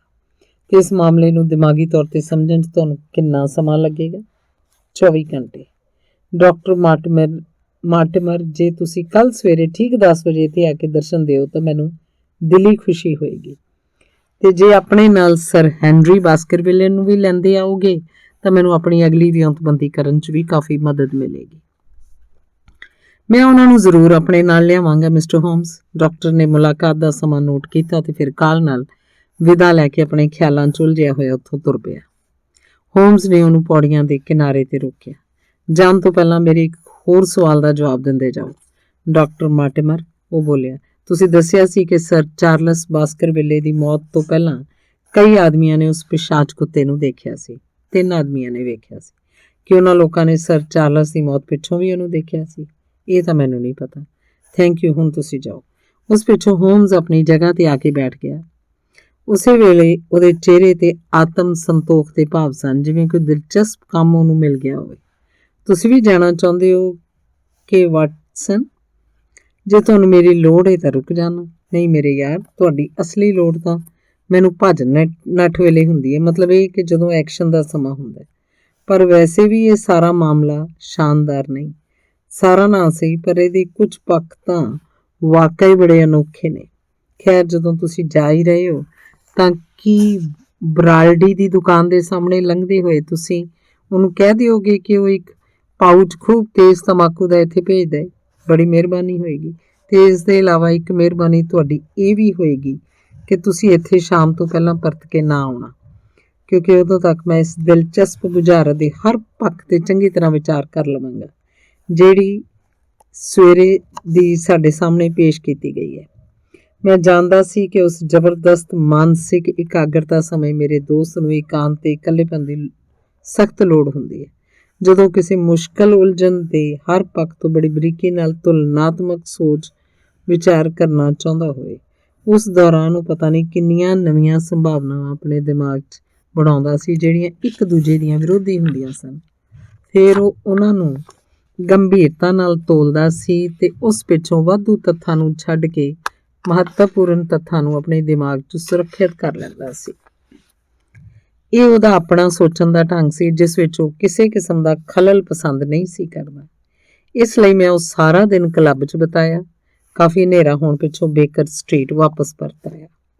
ਉਸ ਸਮੇਂ ਰਾਤ ਦੇ ਤਕਰੀਬਨ 9 ਵਜੇ ਸਨ ਜਦੋਂ ਮੈਂ ਇੱਕ ਵਾਰੀ ਫੇਰ ਸਿਟਿੰਗ ਰੂਮ 'ਚ ਜਾ ਵੜਿਆ। ਦਰਵਾਜ਼ਾ ਖੋਲ੍ਹਦਿਆਂ ਮੈਨੂੰ ਅਹਿਸਾਸ ਹੋਇਆ ਉਹ ਤੋਂ ਇੰਝ ਲੱਗਾ ਜਿਵੇਂ ਉੱਥੇ ਅੱਗ ਲੱਗੀ ਹੋਈ ਹੋਵੇ, ਕਿਉਂਕਿ ਕਮਰੇ 'ਚ ਇੰਨਾ ਧੂੰਆਂ ਭਰਿਆ ਹੋਇਆ ਸੀ ਕਿ ਮੇਜ਼ ਉੱਤੇ ਰੱਖੇ ਲੈਂਪ ਦੀ ਰੌਸ਼ਨੀ ਵੀ ਬੇਹੱਦ ਧੁੰਦਲੀ ਨਜ਼ਰ ਆ ਰਹੀ ਸੀ। ਅੰਦਰ ਵੜਿਆ ਤਾਂ ਕੁਝ ਤਸੱਲੀ ਜੀ ਹੋਈ, ਕਿਉਂਕਿ ਉਹ ਇੱਕ ਅਜਿਹੇ ਤੇਜ਼ ਤੇ ਤਿੱਖੇ ਤੰਬਾਕੂ ਦਾ ਧੂੰਆਂ ਸੀ, ਜਿਸ ਕਰਕੇ ਨਾ ਸਿਰਫ ਮੈਨੂੰ ਮੇਰਾ ਆਪਣਾ ਦਮ ਘੁੱਟਦਾ ਜਿਹਾ ਮਹਿਸੂਸ ਹੋਇਆ, ਬਲਕਿ ਖਾਂਸੀ ਵੀ ਛਿੜ ਪਈ ਸੀ। ਉਸ ਧੁੰਦਲਾਹਟ ਵਿੱਚ ਮੈਨੂੰ ਆਰਾਮ ਕੁਰਸੀ ਤੇ ਹੋਮਜ਼ ਦਾ ਧੁੰਦਲਾ ਜਿਹਾ ਆਕਾਰ ਡਰੈਸਿੰਗ ਗਾਊਨ 'ਚ ਲਿਪਟਿਆ ਹੋਇਆ ਦਿਖਾਈ ਦਿੱਤਾ, ਜਿਹਨੇ ਬੁੱਲਾਂ 'ਚ ਪਾਈਪ ਫੜਿਆ ਹੋਇਆ ਸੀ। ਬਹੁਤ ਸਾਰੇ ਕਾਗਜ਼ ਦੇ ਪੰਨੇ ਉਹਦੇ ਇਰਦ ਗਿਰਦ ਖਿਲਰੇ ਪਏ ਸਨ। ਕੀ ਤੁਹਾਨੂੰ ਠੰਡ ਲੱਗ ਗਈ ਹੈ ਵਾਟਸਨ? ਉਹਨੇ ਮੈਨੂੰ ਖੰਘਦਿਆਂ ਵੇਖ ਕੇ ਪੁੱਛਿਆ। ਨਹੀਂ, ਖਾਂਸੀ ਤਾਂ ਇਸ ਜ਼ਹਿਰੀਲੇ ਧੂਏਂ ਕਰਕੇ ਆਈ। ਹੁਣ ਜਦ ਕਿ ਤੁਸੀਂ ਇਸ ਵੱਲ ਮੇਰਾ ਧਿਆਨ ਦਿਵਾਇਆ ਤਾਂ ਮੈਨੂੰ ਵੀ ਲੱਗ ਰਿਹਾ ਕਿ ਧੂੰਆਂ ਕੁਝ ਜ਼ਰੂਰਤ ਨਾਲੋਂ ਵੱਧ ਹੀ ਹੈ। ਜ਼ਰੂਰਤ ਨਾਲੋਂ ਨਹੀਂ, ਬਰਦਾਸ਼ਤ ਨਾਲੋਂ ਵੱਧ। ਇੰਝ ਤੇ ਖਿੜਕੀ ਖੋਲ੍ਹ ਦਿਓ, ਸਾਰਾ ਬਾਹਰ ਨਿਕਲ ਜਾਏਗਾ। ਮੈਂ ਖਿੜਕੀ ਖੋਲ੍ਹ ਦਿੱਤੀ। ਮੈਨੂੰ ਲੱਗਦਾ ਅੱਜ ਤੁਸੀਂ ਸਾਰਾ ਦਿਨ ਕਲੱਬ 'ਚ ਹੀ ਬਿਤਾਇਆ। ਯਾਰ ਹੋਮਜ਼, ਤੁਸੀਂ ਤਾਂ ਕਮਾਲ ਕਰਦੇ ਹੋ। ਕੀ ਮੇਰੀ ਗੱਲ ਸਹੀ ਹੈ? ਬਿਲਕੁਲ ਸਹੀ। ਪਰ ਤੁਹਾਨੂੰ ਕਿਵੇਂ? ਮੇਰੀ ਹੈਰਾਨੀ ਨੂੰ ਵੇਖ ਕੇ ਉਹ ਹੱਸਿਆ। ਤੁਹਾਡੇ 'ਚ ਇਸ ਵੇਲੇ ਵੀ ਇੱਕ ਖਾਸ ਕਿਸਮ ਦੀ ਤਰੋ ਤਾਜ਼ਗੀ ਜਿਹੀ ਹੈ ਵਾਟਸਨ। ਤੁਹਾਨੂੰ ਵੇਖ ਕੇ ਥੋੜ੍ਹੀ ਬਹੁਤ ਅਕਲ ਮੇਰੇ ਅੰਦਰ ਵੀ ਆ ਗਈ ਹੈ। ਉਹ ਆਪਣੇ ਆਪ ਬੋਲ ਪਈ। ਇੱਕ ਆਦਮੀ ਬੂੰਦਾਬਾਂਦੀ ਵਾਲੇ ਦਿਨ ਸ਼ਹਿਰ ਦੇ ਗਿੱਲੇ ਤੇ ਚਿੱਕੜ ਭਰੇ ਰਸਤਿਆਂ 'ਤੇ ਜਾਣ ਦੇ ਬਾਵਜੂਦ ਵੀ ਜੇ ਸਾਫ਼ ਸੁਥਰਾ ਏ, ਬਿਨਾਂ ਭਿੱਜੇ ਰਾਤ ਦੇ 9 ਵਜੇ ਵਾਪਸ ਆ ਜਾਂਦਾ ਹੈ, ਹੋਰ ਕੀ ਕਿਹਾ ਜਾ ਸਕਦਾ? ਤੁਹਾਡੇ ਹੈਟ ਤੇ ਬੂਟਾਂ ਦੀ ਚਮਕ ਵੈਸੀ ਦੀ ਵੈਸੀ ਹੈ, ਜਿਹਦਾ ਸਾਫ਼ ਮਤਲਬ ਹੈ ਕਿ ਤੁਸੀਂ ਬਹੁਤਾ ਘੁੰਮੇ ਫਿਰੇ ਨਹੀਂ, ਬਲਕਿ ਕਿਸੇ ਇੱਕ ਜਗ੍ਹਾ ਜੱਜ ਕੇ ਬੈਠੇ ਰਹੇ। ਤੁਹਾਡੀਆਂ ਆਦਤਾਂ ਨੂੰ ਜਾਣਦਿਆਂ ਹੋਇਆਂ ਕੀ ਮੇਰੇ ਲਈ ਇਹ ਅੰਦਾਜ਼ਾ ਲਾਉਣਾ ਮੁਸ਼ਕਿਲ ਹੈ ਕਿ ਤੁਸੀਂ ਕਿਸੇ ਇੱਕ ਜਗ੍ਹਾ ਸਾਰਾ ਦਿਨ ਜੱਜ ਕੇ ਬੈਠੇ ਰਹੇ ਹੋਵੋਗੇ? ਕਿ ਸਭ ਕੁਝ ਸ਼ੀਸ਼ੇ ਵਾਂਗ ਸਾਫ਼ ਨਹੀਂ? ਹਾਂ, ਹੈ ਤਾਂ ਸ਼ੀਸ਼ੇ ਵਾਂਗ ਹੀ ਸਾਫ਼। ਦੁਨੀਆ ਅਜਿਹੀਆਂ ਸਾਫ਼ ਤੇ ਸਪਸ਼ਟ ਚੀਜ਼ਾਂ ਨਾਲ ਭਰੀ ਪਈ ਹੈ, ਪਰ ਕੋਈ ਉਹਨਾਂ ਵੱਲ ਵੇਖਦਾ ਹੀ ਨਹੀਂ। ਹੁਣ ਤੁਸੀਂ ਜ਼ਰਾ ਇਹ ਦੱਸੋ ਕਿ ਮੈਂ ਅੱਜ ਸਾਰਾ ਦਿਨ ਕਿੱਥੇ ਰਿਹਾ? ਇੱਥੇ ਹੀ ਜੱਚੇ ਰਹੇ ਹੋਗੇ ਇਸੇ ਕਮਰੇ 'ਚ? ਜੀ ਨਹੀਂ, ਮੈਂ ਡੇਵਨਸ਼ਾਇਰ ਤੱਕ ਹੋ ਆਇਆ। ਤੁਹਾਡੀ ਆਤਮਾ ਗਈ ਹੋਏਗੀ। ਬਿਲਕੁਲ ਸਹੀ ਕਹਿ ਰਿਹਾ ਤੁਹਾਨੂੰ। ਮੇਰਾ ਸਰੀਰ ਇਸ ਆਰਾਮ ਕੁਰਸੀ 'ਤੇ ਹੀ ਪਿਆ ਰਿਹਾ ਸੀ। ਹੁਣ ਜਦੋਂ ਇਸ ਗੱਲ ਬਾਰੇ ਸੋਚਦਾ ਤਾਂ ਮੈਨੂੰ ਅਫਸੋਸ ਹੁੰਦਾ ਕਿ ਤੁਹਾਡੀ ਗੈਰ ਹਾਜ਼ਰੀ 'ਚ ਮੈਂ 2 ਵੱਡੀਆਂ ਕੇਤਲੀਆਂ ਕੌਫੀ ਪੀ ਗਿਆ ਤੇ ਤੰਬਾਕੂ ਤਾਂ ਪਤਾ ਨਹੀਂ ਕਿੰਨਾ ਕੁ ਫੂਕ ਦਿੱਤਾ। ਤੁਹਾਡੇ ਜਾਣ ਪਿੱਛੋਂ ਮੈਂ ਸਟਾਮਫੋਰਡ 'ਚ ਡੇਵਨਸ਼ਾਇਰ ਤੇ ਉਹਦੇ ਆਸੇ-ਪਾਸੇ ਦੇ ਜੰਗਲ ਦਾ ਸਰਕਾਰੀ ਨਕਸ਼ਾ ਮੰਗਵਾਇਆ ਮੇਰੀ ਆਤਮਾ ਉਸ ਨਕਸ਼ੇ ਦੇ ਸਹਾਰੇ ਸਾਰਾ ਦਿਨ ਉਸ ਇਲਾਕੇ 'ਚ ਘੁੰਮਦੀ ਰਹੀ ਤੇ ਮੈਨੂੰ ਆਪਣੇ ਤੇ ਇਸ ਗੱਲ ਦਾ ਮਾਣ ਹੋ ਰਿਹਾ ਕਿ ਮੈਨੂੰ ਉਹਨਾਂ ਦੇ ਰਸਤਿਆਂ ਤੇ ਘੁੰਮਣ 'ਚ ਕੋਈ ਦਿੱਕਤ ਨਹੀਂ ਹੋਈ। ਮੈਨੂੰ ਯਕੀਨ ਹੈ ਕਿ ਇਹ ਕੋਈ ਬੜੇ ਵੱਡੇ ਪੈਮਾਨੇ ਦਾ ਨਕਸ਼ਾ ਹੋਏਗਾ। ਬੜੇ ਵੱਡੇ ਪੈਮਾਨੇ ਦਾ ਨਕਸ਼ਾ ਹੈ ਜਿਸ 'ਚ ਸਭ ਕੁਝ ਸਪਸ਼ਟ ਦਿਖਾਇਆ ਗਿਆ ਹੈ। ਉਹਨੇ ਨਕਸ਼ੇ ਦਾ ਇੱਕ ਹਿੱਸਾ ਖੋਲ੍ਹ ਕੇ ਆਪਣੇ ਗੋਡਿਆਂ ਤੇ ਖਿਲਾਰਦਿਆਂ ਹੋਇਆਂ ਕਿਹਾ, ਇਹ ਦੇਖੋ, ਇਹ ਹੈ ਉਹ ਇਲਾਕਾ ਜਿਹੜਾ ਸਾਡੀ ਦਿਲਚਸਪੀ ਦਾ ਵਿਸ਼ਾ ਹੈ। ਇਹ ਬਾਸਕਰਵਿਲੇ ਹਾਲ ਨਾਂ ਦੀ ਉਹ ਹਵੇਲੀ, ਇਹ ਇੱਥੇ ਵਿਚਕਾਰ ਤੇ ਇਹਦੇ ਇਰਦ ਗਿਰਦ ਇਹ ਜੰਗਲ ਹੈ। ਬਿਲਕੁਲ ਸਹੀ। ਉਹ ਰੁੱਖਾਂ ਦੇ ਵਿਚਕਾਰ ਵਾਲਾ ਰਸਤਾ ਹਾਲਾਂਕਿ ਸਪਸ਼ਟ ਤੌਰ ਤੇ ਨਹੀਂ ਦਰਸਾਇਆ ਗਿਆ, ਪਰ ਫਿਰ ਵੀ ਮੇਰਾ ਖਿਆਲ ਹੈ ਕਿ ਉਹ ਇਸ ਸਿੱਧੀ ਲਾਈਨ ਦੇ ਨਾਲ ਹੀ। ਇਹ ਦੇਖੋ, ਇੱਥੇ ਸੱਜੇ ਪਾਸੇ ਤੇ ਇਹ ਜਿਹੜਾ ਇੱਥੇ ਇਮਾਰਤਾਂ ਦਾ ਛੋਟਾ ਜਿਹਾ ਝੁੰਡ ਤੁਹਾਨੂੰ ਨਜ਼ਰ ਆ ਰਿਹਾ ਹੈ, ਇਹ ਉਹ ਗ੍ਰਿਮਪੇਨ ਨਾਂ ਦਾ ਛੋਟਾ ਜਿਹਾ ਪਿੰਡ ਹੈ ਜਿੱਥੇ ਸਾਡੇ ਦੋਸਤ ਡਾਕਟਰ ਮਾਰਟਿਮਰ ਨੇ ਆਪਣਾ ਅੱਡਾ ਜਮਾਇਆ ਹੋਇਆ ਹੈ। ਜਿਵੇਂ ਕਿ ਤੁਸੀਂ ਦੇਖ ਸਕਦੇ ਹੋ ਕਿ ਇਸ ਦੇ ਚਾਰੇ ਪਾਸੇ 5 ਮੀਲ ਦੇ ਘੇਰੇ 'ਚ ਬੜੀ ਘੱਟ ਤੇ ਖਿਲਰਵੀਂ ਜੀ ਵਸੋਂ ਹੈ। ਇਹ ਹੈ ਲੈਫਟ ਹਾਲ ਜਿਹਦਾ ਜ਼ਿਕਰ ਕਹਾਣੀ 'ਚ ਆਇਆ ਸੀ। ਇਹ ਜਿਹੜਾ ਮਕਾਨ ਦਰਸਾਇਆ ਗਿਆ ਹੈ, ਮੇਰੇ ਖਿਆਲ 'ਚ ਉਹ ਪ੍ਰਕਿਰਤੀ ਪ੍ਰੇਮੀ ਸਟੇਪਲਟਨ ਦਾ ਘਰ ਹੈ। ਜੇ ਮੇਰੀ ਯਾਦਦਾਸ਼ਤ ਸਹੀ ਹੈ ਤਾਂ ਇਹੀ ਨਾਂ ਦੱਸਿਆ ਗਿਆ ਸੀ, ਸ਼ਾਇਦ ਉਹਦਾ ਇਹੀ ਨਾਂ ਦੱਸਿਆ ਗਿਆ ਸੀ। ਫਿਰ ਤਾਂ ਮੇਰੀ ਯਾਦਦਾਸ਼ਤ ਠੀਕ ਹੀ ਹੈ। ਹੁਣ ਇਹ ਦੇਖੋ, ਜੰਗਲ ਦੇ ਵਿਚਕਾਰ ਇੱਕ ਹਾਈਟੋਰ ਦੇ ਫੋਲਮਾਇਰ ਨਾਂ ਦੇ 2 ਫਾਰਮ ਹਾਊਸ ਨੇ। ਇਹ ਤੋਂ ਬਾਅਦ 14 ਮੀਲ ਦੀ ਦੂਰੀ ਤੇ ਪ੍ਰਿੰਸਟਾਊਨ ਨਾਂ ਦੀ ਇੱਕ ਮਸ਼ਹੂਰ ਜੇਲ੍ਹ ਹੈ ਜਿੱਥੇ ਸਜ਼ਾ ਯਾਫਤਾ ਕੈਦੀ ਰੱਖੇ ਜਾਂਦੇ ਨੇ। ਇਹਨਾਂ ਬਿੰਦੂਆਂ ਦੇ ਵਿਚਕਾਰ ਤੇ ਇਰਦ ਗਿਰਦ ਵੀ ਉਜਾੜ ਤੇ ਸੁੰਨਸਾਨ ਜੰਗਲ ਫੈਲਿਆ ਹੋਇਆ। ਤਾਂ ਹੁਣ ਇਹ ਹੈ ਉਹ ਰੰਗਮੰਚ ਜਿੱਥੇ ਉਹ ਦੁਖਦਾਈ ਨਾਟਕ ਖੇਡਿਆ ਗਿਆ। ਹੁਣ ਅਸੀਂ ਨਵੇਂ ਪਾਤਰ ਉੱਥੇ ਜਾ ਕੇ ਇਸ ਨਾਟਕ ਨੂੰ ਫੇਰ ਸ਼ੁਰੂ ਕਰਾਂਗੇ। ਜਗ੍ਹਾ ਤਾਂ ਵਾਕਈ ਬੜੀ ਉਜਾੜ ਜਿਹੀ ਲੱਗ ਰਹੀ ਹੈ ਤੇ ਸ਼ੈਤਾਨ ਲਈ ਦਰੁਸਤ ਵੀ ਹੈ। ਜੇ ਉਹ ਇਨਸਾਨਾਂ ਦੇ ਮਾਮਲਿਆਂ ਵਿੱਚ, ਇਹਦਾ ਮਤਲਬ ਹੈ ਤੁਸੀਂ ਵੀ ਇਸ ਮਾਮਲੇ ਦੀ ਅਲੌਕਿਕਤਾ 'ਚ ਵਿਸ਼ਵਾਸ ਕਰਨ ਲੱਗ ਪਏ ਹੋ। ਭੁੱਲੋ ਨਾ ਵਾਟਸਨ, ਸ਼ੈਤਾਨ ਦੇ ਪੁਜਾਰੀ ਹੱਡ ਮਾਸ ਦੇ ਬਣੇ ਹੁੰਦੇ ਨੇ ਕਿ ਨਹੀਂ? ਉਹ ਬੋਲਿਆ। ਉਸ ਜਗ੍ਹਾ 2 ਸਵਾਲ ਸਾਡੀ ਉਡੀਕ ਕਰ ਰਹੇ ਨੇ। ਇੱਕ ਤਾਂ ਇਹ ਕਿ ਕੀ ਵਾਕਈ ਉੱਥੇ ਕੋਈ ਅਪਰਾਧ ਹੋਇਆ, ਤੇ ਦੂਜਾ ਇਹ ਕਿ ਜੇ ਵਾਕਈ ਕੋਈ ਅਪਰਾਧ ਹੋਇਆ ਤਾਂ ਉਹ ਅਪਰਾਧ ਕੀ ਹੈ। ਤੇ ਜੇ ਸਾਡਾ ਪੱਲਾ ਪ੍ਰਕਿਰਤੀ ਦੇ ਸਧਾਰਨ ਕਾਨੂੰਨਾਂ ਤੋਂ ਬਾਹਰ ਕਿਸੇ ਅਲੌਕਿਕ ਸ਼ਕਤੀ ਨਾਲ ਪੈਣ ਵਾਲਾ ਹੈ ਤਾਂ ਫਿਰ ਸਾਡੀ ਜਸੂਸੀ ਦੀ ਖੋਜ ਖਬਰ ਦਾ ਕੋਈ ਅਰਥ ਨਹੀਂ ਰਹਿ ਜਾਂਦਾ। ਪਰ ਇਸ ਗੱਲ ਨੂੰ ਮੰਨਣ ਤੋਂ ਪਹਿਲਾਂ ਸਾਨੂੰ ਇਸ ਮਾਮਲੇ ਦੇ ਹਰ ਪੱਖ 'ਤੇ ਵਿਚਾਰ ਕਰਨ ਲਈ ਆਪਣੀ ਸਾਰੀ ਮਾਨਸਿਕ ਸ਼ਕਤੀ ਲਾ ਦੇਣੀ ਚਾਹੀਦੀ ਹੈ। ਮੇਰਾ ਖਿਆਲ ਹੈ ਸਾਨੂੰ ਇਸ ਖਿੜਕੀ ਨੂੰ ਵੀ ਬੰਦ ਕਰ ਦੇਣਾ ਚਾਹੀਦਾ। ਤੁਸੀਂ ਥੋੜ੍ਹਾ ਕਸ਼ਟ ਕਰੋ। ਮੈਂ ਉੱਠ ਕੇ ਖਿੜਕੀ ਬੰਦ ਕੀਤੀ ਤੇ ਵਾਪਸ ਆਪਣੀ ਜਗ੍ਹਾ 'ਤੇ ਆ ਕੇ ਬੈਠ ਗਿਆ। ਹਾਲਾਂਕਿ ਅਜੇ ਠੰਡ ਇੰਨੀ ਨਹੀਂ ਸੀ ਲੱਗ ਰਹੀ ਕਿ ਖਿੜਕੀ ਬੰਦ ਕਰਨ ਦੀ ਲੋੜ ਮਹਿਸੂਸ ਹੁੰਦੀ, ਪਰ ਮੇਰਾ ਮੰਨਣਾ ਹੈ ਕਿ ਇਕਾਗਰ ਢੰਗ ਨਾਲ ਸੋਚਣ ਲਈ ਬੰਦ ਮਾਹੌਲ 'ਚ ਬੜੀ ਮਦਦ ਮਿਲਦੀ ਹੈ। ਪਰ ਇਹਦਾ ਇਹ ਮਤਲਬ ਵੀ ਨਹੀਂ ਕਿ ਆਦਮੀ ਇਕਾਗਰ ਚਿੱਤ ਹੋ ਕੇ ਸੋਚਣ ਲਈ ਕਿਸੇ ਸੰਦੂਕ 'ਚ ਬੰਦ ਹੋ ਕੇ ਬੈਠ ਜਾਏ। ਮੇਰਾ ਮੰਨਣਾ ਹੈ ਕਿ ਇਕਾਗਰਤਾ ਲਈ ਬੰਦ ਵਾਤਾਵਰਨ ਇਸ ਲਈ ਜ਼ਰੂਰੀ ਹੈ ਤਾਂ ਕਿ ਬਾਹਰੀ ਗੱਲਾਂ ਤੁਹਾਡਾ ਧਿਆਨ ਨਾ ਵੰਡਾ ਸਕਣ। ਪਰ ਤੁਸੀਂ ਇਹ ਦੱਸੋ ਕਿ ਤੁਸੀਂ ਵੀ ਇਸ ਕੇਸ ਬਾਰੇ ਮਾਨਸਿਕ ਰੂਪ 'ਚ ਕੁਝ ਵਿਚਾਰ ਕੀਤਾ ਜਾਂ ਨਹੀਂ? ਹਾਂ, ਮੈਂ ਵੀ ਸਾਰਾ ਦਿਨ ਇਸ 'ਤੇ ਕਾਫੀ ਵਿਚਾਰ ਕਰਦਾ ਰਿਹਾ। ਤਾਂ ਤੁਸੀਂ ਕਿਸ ਨਤੀਜੇ 'ਤੇ ਪਹੁੰਚੇ? ਇਹੀ ਕਿ ਬੜਾ ਸਿਰ ਚਕਰਾ ਦੇਣ ਵਾਲਾ ਮਾਮਲਾ ਹੈ। ਇਸ 'ਚ ਤਾਂ ਕੋਈ ਸ਼ੱਕ ਨਹੀਂ ਕਿ ਇਹ ਮਾਮਲਾ ਵਾਕਈ ਕਾਫੀ ਉਲਝਿਆ ਹੋਇਆ ਦਿਖਾਈ ਦੇ ਰਿਹਾ। ਫਿਰ ਵੀ ਇਹਦੀ ਕੁਝ ਆਪਣੀ ਖਾਸੀਅਤ ਹੈ। ਕੁਝ ਖਾਸ ਗੱਲਾਂ ਵੀ ਬੜੀਆਂ ਮਹੱਤਵਪੂਰਨ ਨੇ, ਜਿਵੇਂ ਕਿ ਪੈਰਾਂ ਦੇ ਨਿਸ਼ਾਨਾਂ 'ਚ ਆਇਆ ਹੋਇਆ ਬਦਲਾਅ। ਤੁਹਾਡਾ ਉਹਦੇ ਬਾਰੇ ਕੀ ਵਿਚਾਰ ਹੈ? ਮਾਰਟਿਮਰ ਦਾ ਕਹਿਣਾ ਹੈ ਕਿ ਸਰ ਚਾਰਲਸ ਜੰਗਲ ਵਾਲੇ ਗੇਟ ਤੋਂ ਅੱਗੇ ਉਸ ਰਸਤੇ 'ਤੇ ਪੰਜਿਆਂ ਦੇ ਭਾਰ ਤੁਰਦਾ ਹੋਇਆ ਗਿਆ ਸੀ। ਮੈਨੂੰ ਲੱਗਦਾ ਉਹਨੇ ਕਿਸੇ ਬੇਵਕੂਫ ਦੇ ਬਿਆਨ ਨੂੰ ਦੁਹਰਾਇਆ ਹੈ ਸਿਰਫ। ਆਖਰ ਕੋਈ ਆਦਮੀ ਰਸਤੇ 'ਤੇ ਪੰਜਿਆਂ ਭਾਰ ਤੁਰ ਕੇ ਕਿਉਂ ਜਾਏਗਾ? ਮੈਨੂੰ ਜਦੋਂ ਕੋਈ ਜਵਾਬ ਨਾ ਸੁਝਿਆ ਤਾਂ ਮੈਂ ਉਹਦੇ ਅਖੀਰਲੇ ਸ਼ਬਦ ਦੁਹਰਾਉਂਦਿਆਂ ਹੋਇਆਂ ਸਵਾਲ ਕਰਤਾ। ਉਹ ਦੌੜ ਰਿਹਾ ਸੀ ਵਾਟਸਨ, ਬੜੀ ਦਹਿਸ਼ਤ 'ਚ ਦੌੜ ਰਿਹਾ ਸੀ ਆਪਣੀ ਜਾਨ ਬਚਾਉਣ ਖਾਤਰ, ਤੇ ਉਦੋਂ ਤੱਕ ਦੌੜਦਾ ਰਿਹਾ ਜਦ ਤੱਕ ਉਹਦੇ ਦਿਲ ਨੇ ਜਵਾਬ ਨਹੀਂ ਦੇ ਦਿੱਤਾ। ਉਹਦੇ ਨਾਲ ਹੀ ਉਹ ਮਰ ਕੇ ਮੁੱਧਾ ਡਿੱਗ ਪਿਆ। ਪਰ ਉਹ ਕਿਸ ਤੋਂ ਬਚਣ ਖਾਤਰ ਦੌੜ ਰਿਹਾ ਸੀ? ਬਸ ਇਹੀ ਤਾਂ ਸਾਡੀ ਅਸਲੀ ਸਮੱਸਿਆ ਹੈ। ਇਸ ਗੱਲ 'ਤੇ ਇੱਥੇ ਸੰਕੇਤ ਮਿਲਦੇ ਨੇ ਕਿ ਉਹ ਆਦਮੀ ਭੱਜਣ ਤੋਂ ਪਹਿਲਾਂ ਡਰਦਾ ਮਾਰਾ ਪਾਗਲ ਜਿਹਾ ਹੋ ਗਿਆ ਸੀ। ਇਹ ਗੱਲ ਤੁਸੀਂ ਕਿਸ ਆਧਾਰ 'ਤੇ ਕਹਿ ਸਕਦੇ ਹੋ? ਮੈਂ ਅੰਦਾਜ਼ਾ ਲਾ ਰਿਹਾ ਕਿ ਉਹਦੇ ਡਰ ਦਾ ਕਾਰਨ ਜੰਗਲ ਵੱਲੋਂ ਆਇਆ ਸੀ ਤੇ ਵਾਕਈ ਇੰਜ ਹੋਇਆ ਸੀ, ਤੇ ਇੰਜ ਹੋਣ ਦੀ ਹੀ ਪੂਰੀ ਸੰਭਾਵਨਾ ਦਿਖਾਈ ਦੇ ਰਹੀ ਹੈ। ਤਾਂ ਇਹ ਮੰਨਣ 'ਚ ਕੋਈ ਦਿੱਕਤ ਨਹੀਂ ਕਿ ਇੱਕ ਅਜਿਹਾ ਆਦਮੀ ਹੀ ਘਰ ਵੱਲ ਭੱਜਣ ਦੀ ਬਜਾਏ ਉਸ ਤੋਂ ਦੂਜੀ ਦਿਸ਼ਾ ਵੱਲ ਭੱਜੇਗਾ ਜਿਹਦੇ ਹੋਸ਼ ਹਵਾਸ ਗਾਇਬ ਹੋ ਗਏ ਹੋਣਗੇ।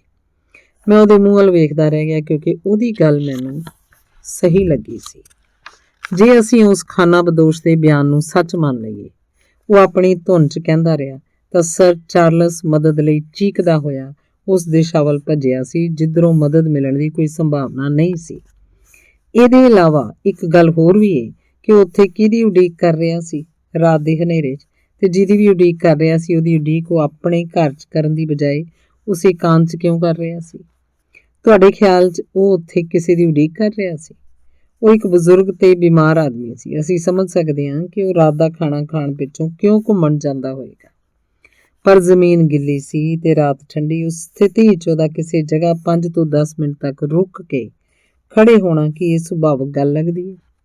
ਜਿਵੇਂ ਕਿ ਡਾਕਟਰ ਮਾਰਟੀਮਰ ਨੇ ਸਾਨੂੰ ਦੱਸਿਆ ਤੇ ਸਵਾਹ ਨੂੰ ਦੇਖ ਕੇ ਉਹਨੇ ਜਿਹੜਾ ਅੰਦਾਜ਼ਾ ਲਾਇਆ ਕਿ ਉਹਦੇ ਲਈ, ਤਾਂ ਮੈਂ ਉਹਨੂੰ ਉਸ ਤੋਂ ਵੱਧ ਨੰਬਰ ਦੇਣੇ ਚਾਹੁੰਦਾ ਜਿੰਨੇ ਦਾ ਕਿ ਉਹ ਹੱਕਦਾਰ ਹੈ। ਪਰ ਗੱਲ ਤਾਂ ਇਹ ਹੈ ਕਿ ਉਹ ਹਰ ਰਾਤ ਘੁੰਮਣ ਜਾਂਦਾ ਸੀ, ਪਰ ਮੈਂ ਇਸ ਗੱਲ ਨੂੰ ਨਹੀਂ ਮੰਨ ਸਕਦਾ ਕਿ ਉਹ ਹਰ ਰਾਤ ਉੱਥੇ ਖੜਾ ਹੋ ਕੇ ਕਿਸੇ ਦੀ ਉਡੀਕ ਕਰਦਾ ਹੋਏਗਾ। ਇਹਦੇ ਉਲਟ ਸਾਨੂੰ ਇਹ ਗੱਲ ਦੱਸੀ ਗਈ ਹੈ ਕਿ ਉਹ ਜੰਗਲ ਤੋਂ ਦੂਰ ਹੀ ਰਹਿਣ ਦੀ ਕੋਸ਼ਿਸ਼ ਕਰਦਾ ਸੀ, ਜਦ ਕਿ ਉਸ ਰਾਤ ਉਹਨੇ ਉੱਥੇ ਕਿਸੇ ਦੀ ਉਡੀਕ ਕੀਤੀ। ਪਰ ਉਡੀਕ ਕਿਹਦੀ ਕੀਤੀ? ਇਸੇ ਗੱਲ ਦਾ ਤਾਂ ਅਸੀਂ ਹੁਣ ਪਤਾ ਲਾਉਣਾ, ਪਰ ਤੁਹਾਨੂੰ ਇਹ ਗੱਲ ਨਹੀਂ ਭੁੱਲਣੀ ਚਾਹੀਦੀ ਕਿ ਇਹ ਉਹ ਰਾਤ ਸੀ ਜਿੱਥੋਂ ਅਗਲੇ ਦਿਨ ਉਹਨੇ ਲੰਦਨ ਲਈ ਰਵਾਨਾ ਹੋਣਾ ਸੀ।